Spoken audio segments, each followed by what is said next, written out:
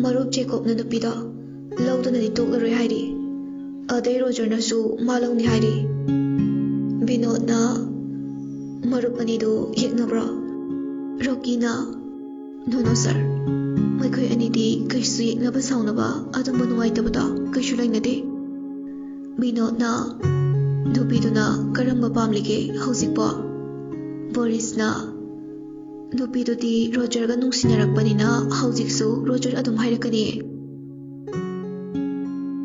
Nupiduna Roger gi side laikradi Jacob hairibada aduna aranba oirunine Pharene icha khaina hangnida hairune Rocky ga Boris ga yengnai hayo jingnagano Rocky na sir linsu sidanaba jaisu su tektanaba amta sinbiyo Boris Namo, sir, Chatnaba Haibase, I call me when the same money Haiba, I call you Kongze. Tungda, Asoy Angam Yaw the Shurupudi, Makoi Ahuma, Luhong Bayabagi Eabamta, Pipinaba, High Court, Chetabio. Binot Nagna, Nupamana, Amukta Kaina Anilobagi, Ayabati Pigre. Nupa, Luhong by Soyaba Pigre. Nupi Luhong Bagiso, Ayaba Pigre. Noisidi Kainomnika Pare Hayangma I High Court the Jet Haduna Hijage Yaraktradi Upalitiko Migilam the Budi Ayaba Pinarabane Rocky na Sir Yaraktrasu Makoi Humbu Lona Court Miris Tose No Chatnabi Haibase Mio Vanasiam Labasu Limit Amadili Naribangakane Madu Hendok Labadi Jirak Pangnibane Yingsi Ayanaba, I level the Honage. Boris na Yam no I sir. 20 case Tamjaramage. Tamlongano. Madu, my Paklakandaloge, Puko. Rocky na Pare today, sir. I koyamo. Yoro. Marup Anidu, Mapam to the Kitora E. Ngayhaki Matung, Makoi Anina Hotel Europaga. Tonsu, Potrilo Navatorpaga, Mapacha Narami. Adubu marup singdu tona masakang luje. Aduna hanna yinglamdakai mahak jatkre. Boris na bai tanause hoi swai mi se kya phamane yingnuse. Marup kinupidu makoi ani changdana koisen ek senabi. Ton pochai khara leiruraga amuk halae. Ani dusu pochai khara leisinaraga halae. Magi rumna changdakre. Rocky WhatsApp hangduna group the message tharami iningdo aikoi yaujare magi runga thangnaye advocate Binod Kauba Mite Majamasu unaduna wari sajawre Jacob sa reply tor e kari paulere Boris na yaro hare Jacob na as yana bakara haina biu hydra Boris na mo phagi tawnida Court Jethage Hai Hojik Makidi Kangjiko Pau Hairkani Roger na phone number Lorokbra Rocky na Bye Mahagidi Laye Kona Noila Gahangla Suyanida Hado Kwai Maru Nakoi Humyanaba Purakradi Yaroiko Machin Han Hankini Roger na Adabudi Aina Don Hek Obaga Hijaganida Karom Dino Lisu Online Taklere E Yaraktradi Jacob di Kautayanaba Karak Kulaurage Iri Nokpag emoji Thajali Jacob na Hai Minai Nangsho Shini Marup Mayam Duso Nokpag emoji Sing Thanara E Nogonomda Karim Naira Mayam to Talamale Tumin Tumilena Kre Somda Roger na Thembiri Us Bye Kaishu Kalunda I Reside Bye Kaishu Kandida Yara Afari Yaraktrasu I Kaishu Waroroye Yarakani I Themgi Bye I na Haibada Soitin Yarakani Hoi Bye Mohing Nase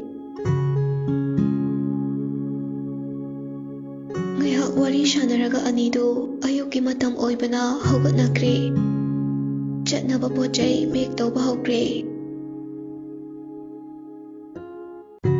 ꯅꯨꯃꯤꯠꯇꯨ ꯍꯧꯈ꯭ꯔꯦ꯫ Tone ꯑꯦꯛꯖꯥꯝꯒꯤ ꯃꯇꯝ ꯉꯥꯏꯅ ꯂꯥꯏꯔꯤꯛ ꯄꯥꯗꯨꯅ ꯑꯗꯨꯝ ꯂꯩ꯫ ꯗꯔꯀꯥꯔ ꯂꯩꯕ ꯄꯣꯠꯆꯩ ꯂꯩꯕ ꯆꯠꯄ ꯈꯛꯇꯅꯤ ꯔꯨꯝꯗꯨꯗꯒꯤ ꯑꯅꯝꯕꯅ ꯍꯦꯟꯗꯣꯛꯇꯦ꯫ ꯑꯁꯨꯝꯅ ꯖꯦꯀꯣꯕ ꯑꯃꯗꯤ ꯔꯣꯖꯔ ꯗꯦꯜꯂꯤꯗ ꯊꯨꯡꯂꯛꯄ ꯅꯨꯃꯤꯠꯅꯤ꯫ ꯃꯔꯨꯞ ꯑꯅꯤ ꯑꯗꯨꯅ ꯑꯣꯛꯄ ꯆꯠꯂꯨꯏ꯫ ꯃꯈꯣꯏ ꯃꯔꯤ ꯍꯦꯛ ꯎꯅꯕꯒ ꯀꯣꯟꯁꯤꯟꯅꯩ꯫ ꯂꯩꯔꯤꯕ ꯍꯣꯇꯦꯜꯗꯨ ꯇꯝꯅ ꯇꯦꯛꯁꯤ ꯑꯃꯗ ꯂꯥꯛꯏ꯫ ꯖꯦꯀꯣꯕꯅ ꯀꯥꯔ ꯑꯃ ꯗꯔꯀꯥꯔ ꯑꯣꯏꯔꯦ, ꯍꯌꯦꯡ ꯂꯩꯔꯨꯔꯁꯦ꯫ ꯔꯣꯖꯔ ꯃꯣꯜꯂꯤ ꯅꯨꯄꯤꯒꯤ ꯅꯦꯞ ꯇꯧꯗꯣꯏꯅꯤꯅ ꯚꯦꯟ ꯑꯃꯨꯕꯅ ꯐꯔꯣꯏꯗ꯭ꯔꯥ? ꯔꯣꯀꯤ, ꯖꯦꯀꯣꯕ, ꯕꯣꯔꯤꯁ ꯔꯣꯖꯔꯒꯤ ꯍꯥꯏꯗꯣꯔꯛꯂꯤꯕ ꯋꯥꯍꯩ ꯑꯗꯨꯗ ꯉꯛꯏ꯫ ꯖꯦꯀꯣꯕꯅ ꯍꯣꯏꯅꯦ ꯑꯗꯨꯅꯕꯨ ꯐꯗꯧ ꯃꯥꯜꯂꯦ꯫ ꯔꯣꯀꯤꯅ ꯑꯗꯨꯗꯤ ꯌꯥꯔꯣꯏꯗ, ꯃꯁꯥꯅ ꯌꯥꯅꯕ ꯍꯥꯏꯅꯧꯀꯣ꯫ ꯃꯥꯅ ꯌꯥꯔꯗꯤ ꯌꯥꯔꯦ, ꯌꯥꯗ꯭ꯔꯗꯤ ꯀꯣꯟꯅ ꯑꯌꯥꯕ ꯄꯤꯔꯛꯂꯁꯨ ꯎꯄꯥꯏ ꯂꯩꯔꯣꯏ꯫ ꯔꯣꯖꯔꯅ ꯚꯥꯏ ꯑꯩ ꯌꯥꯅꯕ ꯍꯥꯏꯅꯒꯦ, ꯀꯩꯁꯨ ꯈꯜꯂꯨꯅꯣ, ꯑꯩꯅ ꯍꯥꯏꯔꯗꯤ ꯁꯣꯏꯗꯅ ꯌꯥꯔꯛꯀꯅꯤꯌꯦ꯫ ꯉꯥꯏꯍꯥꯛꯀꯤ ꯃꯇꯨꯡ ꯍꯣꯇꯦꯜꯗꯨ ꯌꯧꯔꯗꯨꯅ ꯃꯈꯣꯏ ꯃꯔꯤ ꯔꯨꯝꯗꯨꯗ ꯂꯥꯛꯏ꯫ ꯕꯣꯔꯤꯁꯅ ꯇꯨ ꯑꯁꯤ ꯔꯨꯝꯁꯦ꯫ ꯖꯦꯀꯣꯕ, ꯔꯣꯖꯔ ꯍꯣ꯫ ꯔꯣꯖꯔꯅ ꯅꯣꯏ ꯆꯪꯉꯝꯃꯣ, ꯑꯩ ꯎꯅꯔꯛꯈꯤꯒꯦ꯫ ꯖꯦꯀꯣꯕꯅ ꯑꯩꯁꯨ ꯎꯗꯤ ꯎꯅꯅꯤꯡꯕꯅꯦ, ꯑꯗꯨꯕꯨ ꯃꯤꯅ ꯍꯩꯅꯗꯕ ꯍꯥꯏꯕꯁꯦ ꯌꯥꯝ ꯍꯩꯅꯗꯕꯅꯦ꯫ ꯐꯔꯦ ꯅꯪ ꯆꯪꯂꯒ ꯎꯅꯔꯨꯔꯣ, ꯋꯥꯔꯤ ꯐꯖꯅ ꯁꯥꯔꯛꯑꯣ꯫ ꯀꯩꯒꯨꯝꯕ ꯋꯥꯐꯝꯗ ꯃꯥꯅ ꯌꯥꯔꯛꯇ꯭ꯔꯗꯤ ꯃꯈꯥ ꯇꯥꯔꯔꯣꯏꯁꯤ ꯚꯥꯏ꯫ ꯔꯣꯖꯔꯅ ꯚꯥꯏ ꯀꯩꯁꯨ ꯈꯜꯂꯨꯅꯨꯗ, ꯑꯩꯅ ꯌꯥꯅꯕ ꯍꯥꯏꯅꯒꯅꯤꯌꯦ, ꯌꯥꯗ꯭ꯔꯁꯨ ꯑꯩꯈꯣꯏꯅꯤ ꯆꯪꯗꯅ ꯍꯥꯏꯖꯁꯦꯕ꯫ ꯕꯣꯔꯤꯁꯅ ꯍꯣꯏꯗ, ꯇꯛꯄꯕꯨ ꯀꯜꯂꯗꯤ ꯅꯨꯡꯐꯥꯎ ꯇꯨꯝꯕꯅꯦ꯫ ꯔꯣꯀꯤꯅ ꯐꯔꯛꯇꯤꯕ, ꯌꯥꯔꯦ ꯆꯪꯂꯁꯤ ꯂꯥꯛꯑꯣ꯫ ꯚꯥꯏ ꯔꯣꯖꯔ ꯒꯨꯗ ꯂꯛ꯫ ꯑꯍꯨꯝꯗꯨ ꯆꯪꯈ꯭ꯔꯦ꯫ ꯔꯣꯖꯔ ꯇꯞꯅ ꯇꯣꯟꯒꯤ ꯔꯨꯝꯗꯨꯒꯤ ꯊꯣꯡꯖꯤꯟꯗ ꯂꯦꯞꯂꯔꯦ꯫ ꯃꯁꯥꯗꯨ ꯇꯅꯤꯛ ꯂꯥꯛꯏ꯫ ꯍꯥꯏꯐꯝ ꯈꯪꯗꯕ ꯏꯍꯨꯜ ꯑꯃꯁꯨ ꯐꯥꯎꯔꯛꯏ꯫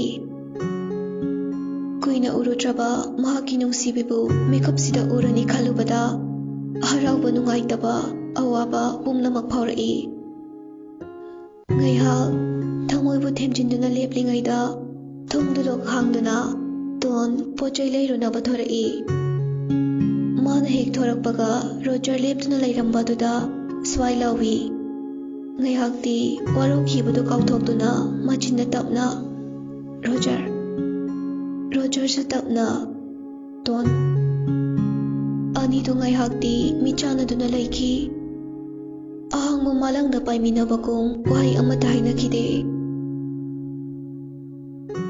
ꯈꯪꯍꯧꯗꯅ ꯇꯣꯟꯒꯤ ꯃꯤꯠꯂꯨꯗꯒꯤ ꯄꯤꯔꯥꯡ ꯑꯗꯨ ꯃꯅꯤꯡꯇꯝꯅ ꯇꯥꯔꯛꯇꯨꯅ ꯁꯪꯁꯥꯔ ꯑꯃꯗ ꯂꯩꯔꯨꯔꯕ ꯑꯅꯤꯗꯨꯒꯤ ꯑꯆꯤꯛꯄꯗꯨ ꯊꯨꯒꯥꯏꯔꯝꯃꯤ꯫ ꯔꯣꯖꯔ ꯆꯪꯁꯤꯟꯗꯨꯅ ꯇꯣꯟꯕꯨ ꯀꯣꯟꯁꯤꯟꯖꯩ꯫ ꯇꯣꯟ ꯀꯩꯒꯤ ꯀꯞꯄꯤꯅꯣ?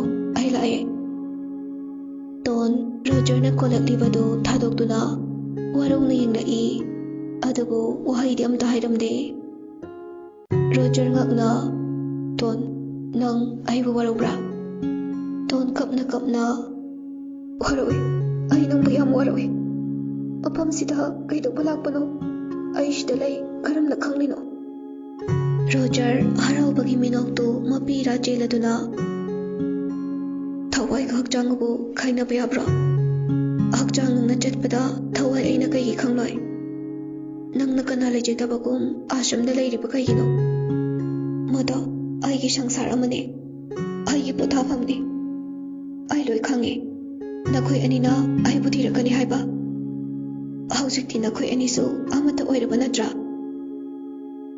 ꯔꯣꯖꯔ ꯇꯣꯟꯒꯤ ꯋꯥꯍꯩ ꯑꯗꯨꯗ ꯈꯔ ꯁꯥꯎꯔꯛꯏ꯫ ꯑꯩꯒꯤ ꯄꯨꯟꯁꯤꯁꯦ ꯃꯥꯡꯂꯨꯔꯕꯅꯤ ꯇꯣꯟ, ꯑꯗꯨꯁꯨ ꯅꯪꯅ ꯃꯥꯡꯍꯟꯕ꯫ ꯃꯥꯡꯂꯨꯔꯕ ꯄꯨꯟꯁꯤꯁꯦ ꯑꯩꯒꯤ ꯕꯦꯁ ꯐ꯭ꯔꯦꯟꯅ ꯑꯃꯨꯛ ꯆꯤꯡꯈꯠꯄꯤꯕꯅꯦ꯫ ꯃꯁꯤꯗ ꯅꯪꯅ ꯖꯦꯀꯣꯕꯄꯨ ꯂꯥꯟꯅ ꯂꯧꯕꯗꯤ ꯆꯨꯝꯗꯦ꯫ ꯅꯈꯣꯏ ꯑꯅꯤꯒꯤ ꯐ꯭ꯔꯦꯟꯗꯁꯤꯞꯇ ꯑꯩꯅ ꯀꯥꯏꯅꯍꯟꯒꯗꯕ ꯅꯠꯇꯦ꯫ ꯅꯨꯡꯁꯤꯕꯗꯒꯤ ꯃꯔꯨꯞꯅ ꯍꯦꯜꯂꯕ ꯅꯠꯇ꯭ꯔꯥ?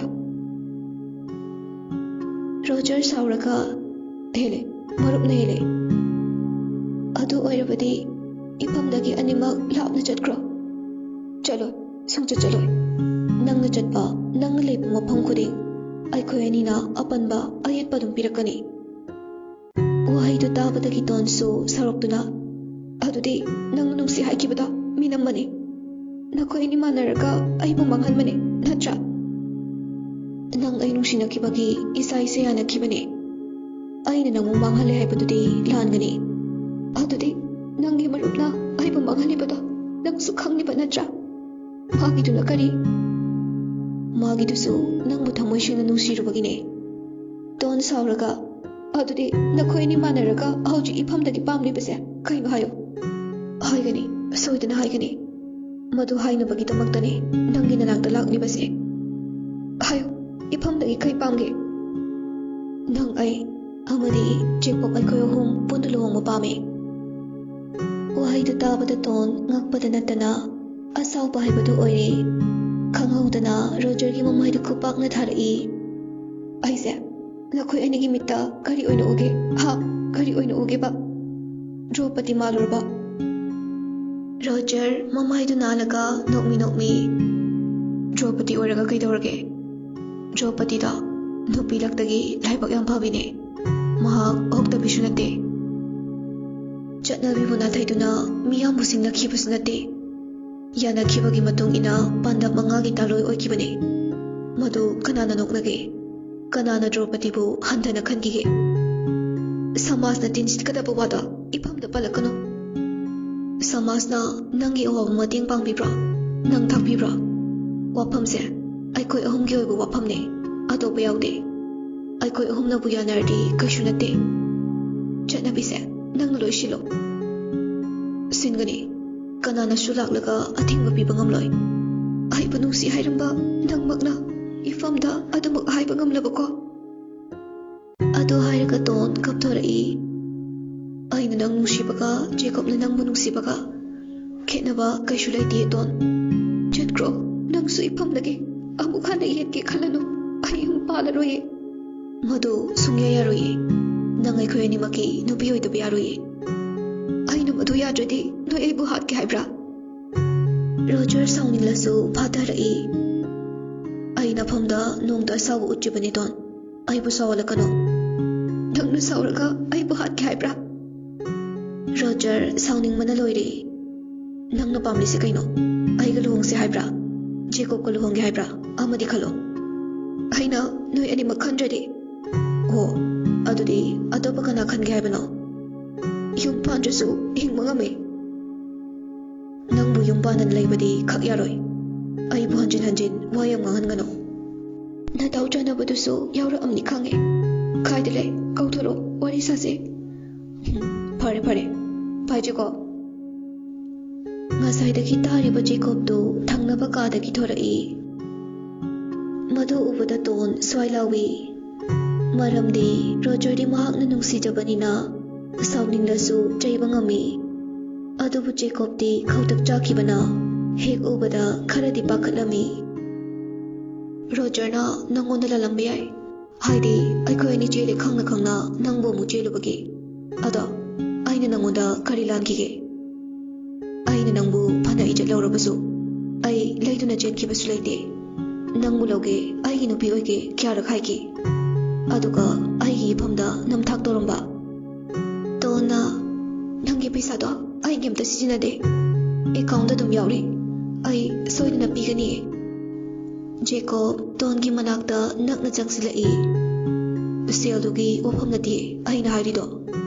ꯑꯗꯨꯅ ꯀꯃꯥꯏꯅ ꯑꯦꯛꯖꯥꯝ ꯊꯥꯔꯒ IPS ꯑꯣꯏꯗꯣꯏꯅꯣ? ꯉꯁꯥꯏꯈꯩ ꯄꯦꯟꯗꯕ, ꯑꯁꯥꯎꯕ, ꯅꯨꯡꯉꯥꯏꯇꯕ ꯄꯨꯝꯕ ꯃꯅꯤꯡ ꯇꯝꯅ ꯉꯥꯡꯂꯝꯕꯗꯨ ꯍꯧꯖꯤꯛꯇꯤ ꯖꯦꯀꯣꯕ ꯎꯕꯗꯒꯤ ꯋꯥꯒ ꯀꯩ ꯍꯥꯏꯅꯤ ꯈꯪꯈꯤꯗ꯭ꯔꯦ.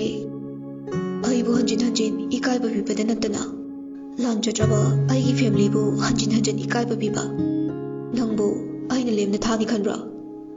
ꯔꯣꯖꯔꯒꯤ ꯃꯥ ꯌꯦꯡꯗꯨꯅ ꯑꯩꯅ ꯅꯪꯕꯨ ꯉꯥꯛꯄꯤꯔꯛꯄꯅꯦ. ꯅꯠꯇ꯭ꯔꯗꯤ ꯅꯪ ꯅꯊ꯭ꯋꯥꯏ ꯃꯆꯥꯗꯣ ꯍꯤꯡꯂꯣꯏ. ꯃꯇꯥꯎꯗ ꯑꯣꯟꯁꯤꯟꯗꯨꯅ ꯑꯩꯈꯣꯏ ꯑꯅꯤꯃꯛꯅ ꯂꯧꯁꯦ ꯍꯥꯏꯕꯗꯣ ꯃꯁꯥꯅ ꯌꯥꯗ꯭ꯔꯕꯅꯤꯅ ꯇꯣꯛꯂꯤꯗꯅ. ꯑꯩꯈꯣꯏ ꯑꯅꯤꯅ ꯃꯥꯕꯨ ꯀꯩꯁꯨ ꯑꯣꯠꯇꯧꯁꯨ ꯅꯠꯇꯦ. ꯅꯨꯡꯁꯤꯅ ꯂꯣꯏꯅꯕꯤꯒꯦ ꯈꯟꯕꯅꯦ. ꯌꯥꯗ꯭ꯔꯕꯅꯤꯅ ꯇꯣꯛꯂꯤꯗꯅ. ꯂꯥꯎ ꯚꯥꯏ, ꯄꯣꯊꯥꯔꯨꯔꯁꯦ. ꯂꯣꯡ ꯖꯔꯅꯤ ꯂꯥꯛꯄꯒꯤ ꯅꯪꯁꯨ ꯋꯥꯔꯝꯂꯅꯤ. Sidagidi bet olase. Hero oibase kyam kanaramjai.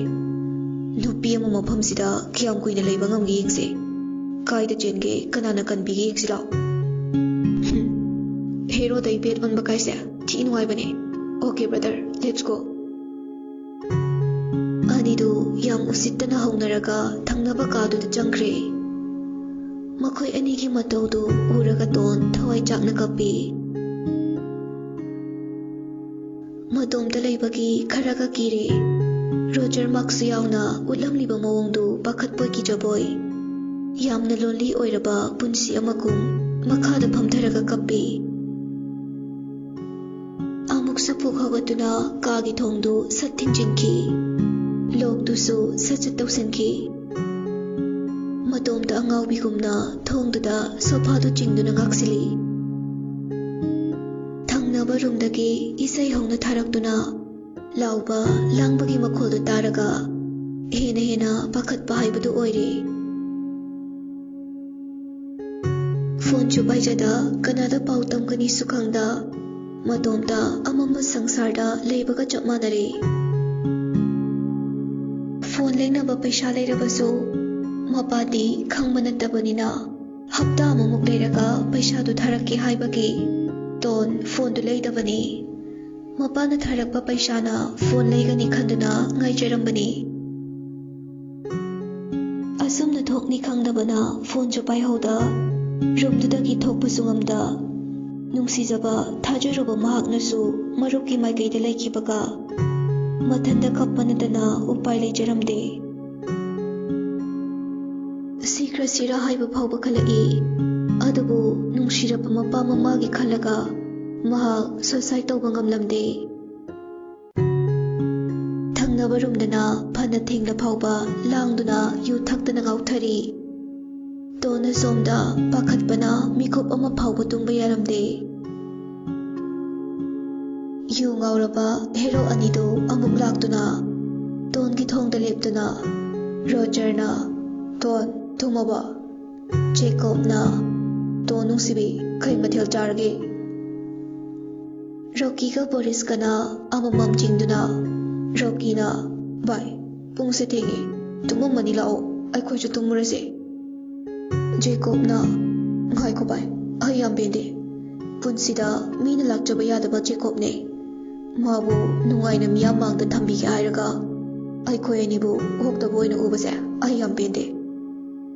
Roger so hairi tabradon haisiba kaigino nang naigi marup Jacob pu nungsiba ngamjiba nangdane wajadauba sidaidi nangbu aikhoi anina lambi khuding apanba pirakani.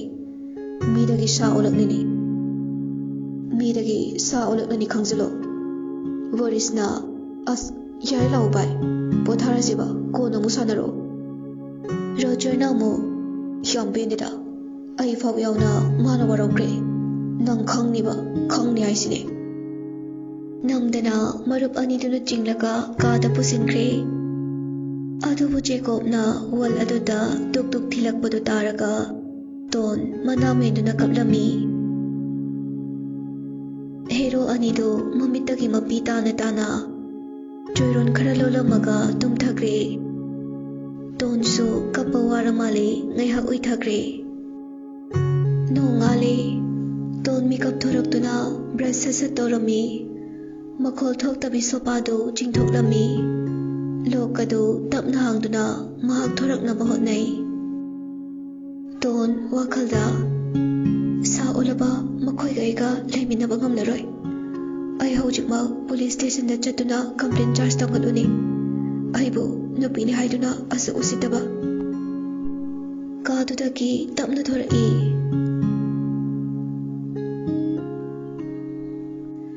Makha yaubaga mahak taxi ama pharami. Taxi driver to da hangduna Delhi police station lomda laklami.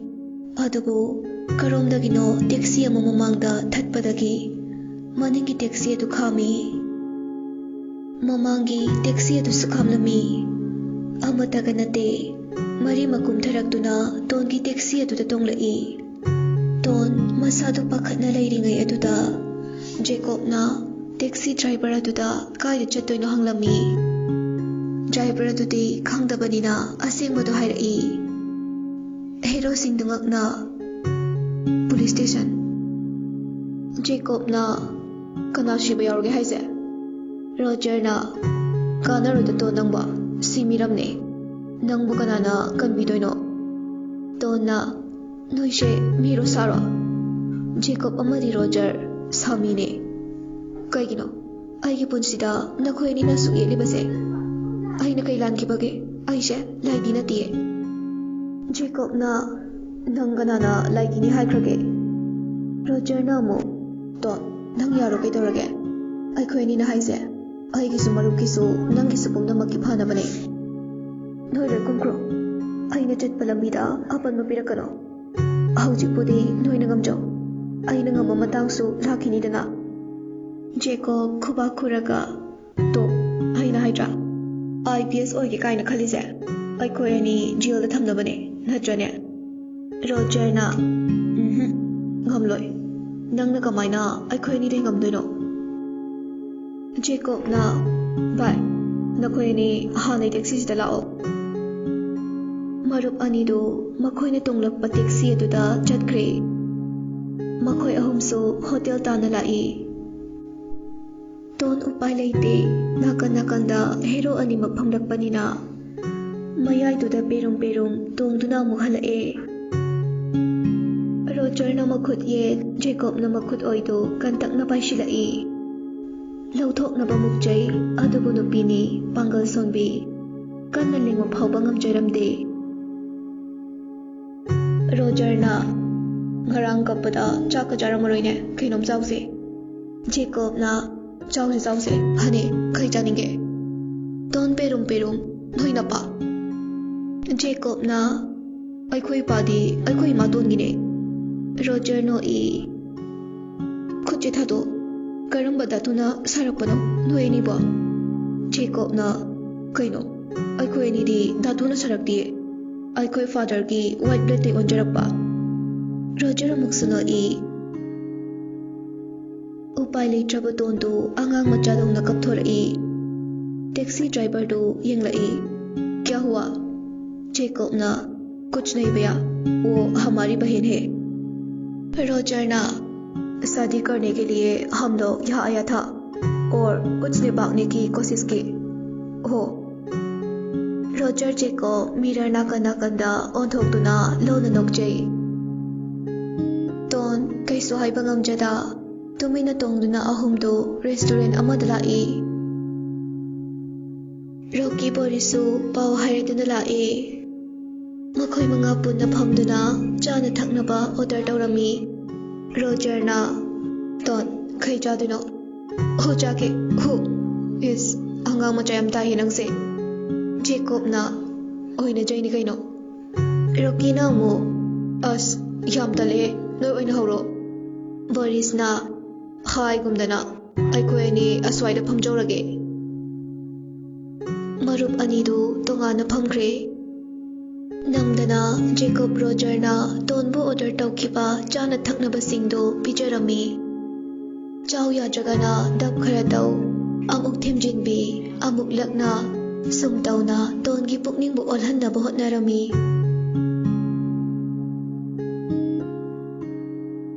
Hotel योरकपगा तोन महाकी रूमदा प्रप्रक चंकी थोंग सत लोंजिनकी मरुप सिंगदुसो तोनगी मतौदो उरगा नोकचरमी करम नुपीनबु यारक्तोइनो मखोय अनिगी वाफमदो अदुबु पुकनिंग ओनबदी हेरो अनिदुना होटनारकदौरी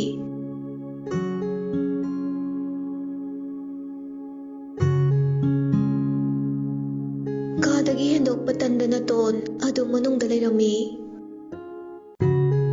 नोंगमदगी निनी हुमनी 5 days सुकी अदुबु करी चारी कैदौरी खंगबा ngमलमदे जेकॉबना ngमदबा लेते थंगनबा रूमगी नुपीदो कौबा ngang ताजे हाइदुना extra की लौदुना हांगदोकलमी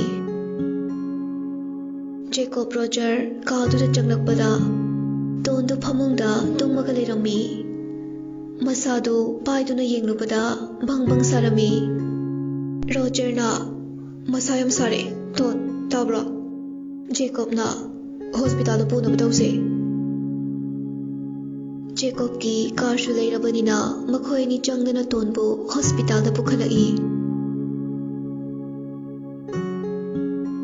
ngayhaki matung doctor duna hairei ma masayam sole chadabana hairakpa wahai du tabada angakpa phawi makhoi ani uni khanbada 5 days si kyamta chada kai ka du da leirakpani masagi khara sonjabaga makok ngaurakpa matamda so kanamta leitabana gyan mangduna leirubani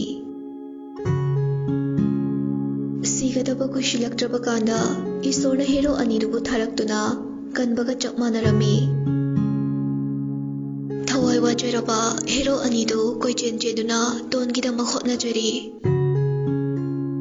नुमितो अनिमक hospital दा Laramie कियमतसु चानिंग थकनिंगबा फावदबना चरागा हिनखै तोनगी मनाक्ता अनिमक नाकन नाकन फमदुना लै अहिंदु वार माले अनिमक नाकन नाकन की चेयरदुदा फमलदुना तोनगी मखुत नामा नामा पाइदुना फमुंग अदुदा मकोक तुंगा थरगा तुमख्रे तोना मिकअप वाना थोरकपदा कोइलै लेदुना येंगजै मसादो फाजिन बोय पुनसिन बोय तौबदुदा तपने येंगलई उरे हेरो अनिना नाकन नाकन मखुत पाइदुना तुमलिबदु तोन ग्यान लाए मफमदो हॉस्पिटल नि हाइबा तोन वाखलदा करिनो आइना तोगदबा मखोइनि गिसे आइबु सानैरा नत्रगा आइबु नुंसिबगिरा नुंसि हाइदुनाबु आइखोय होम करमना लुहोंगनी चटनदबा समाज ने यादबा थबक तोरगा करिनो नुंगाइदुसे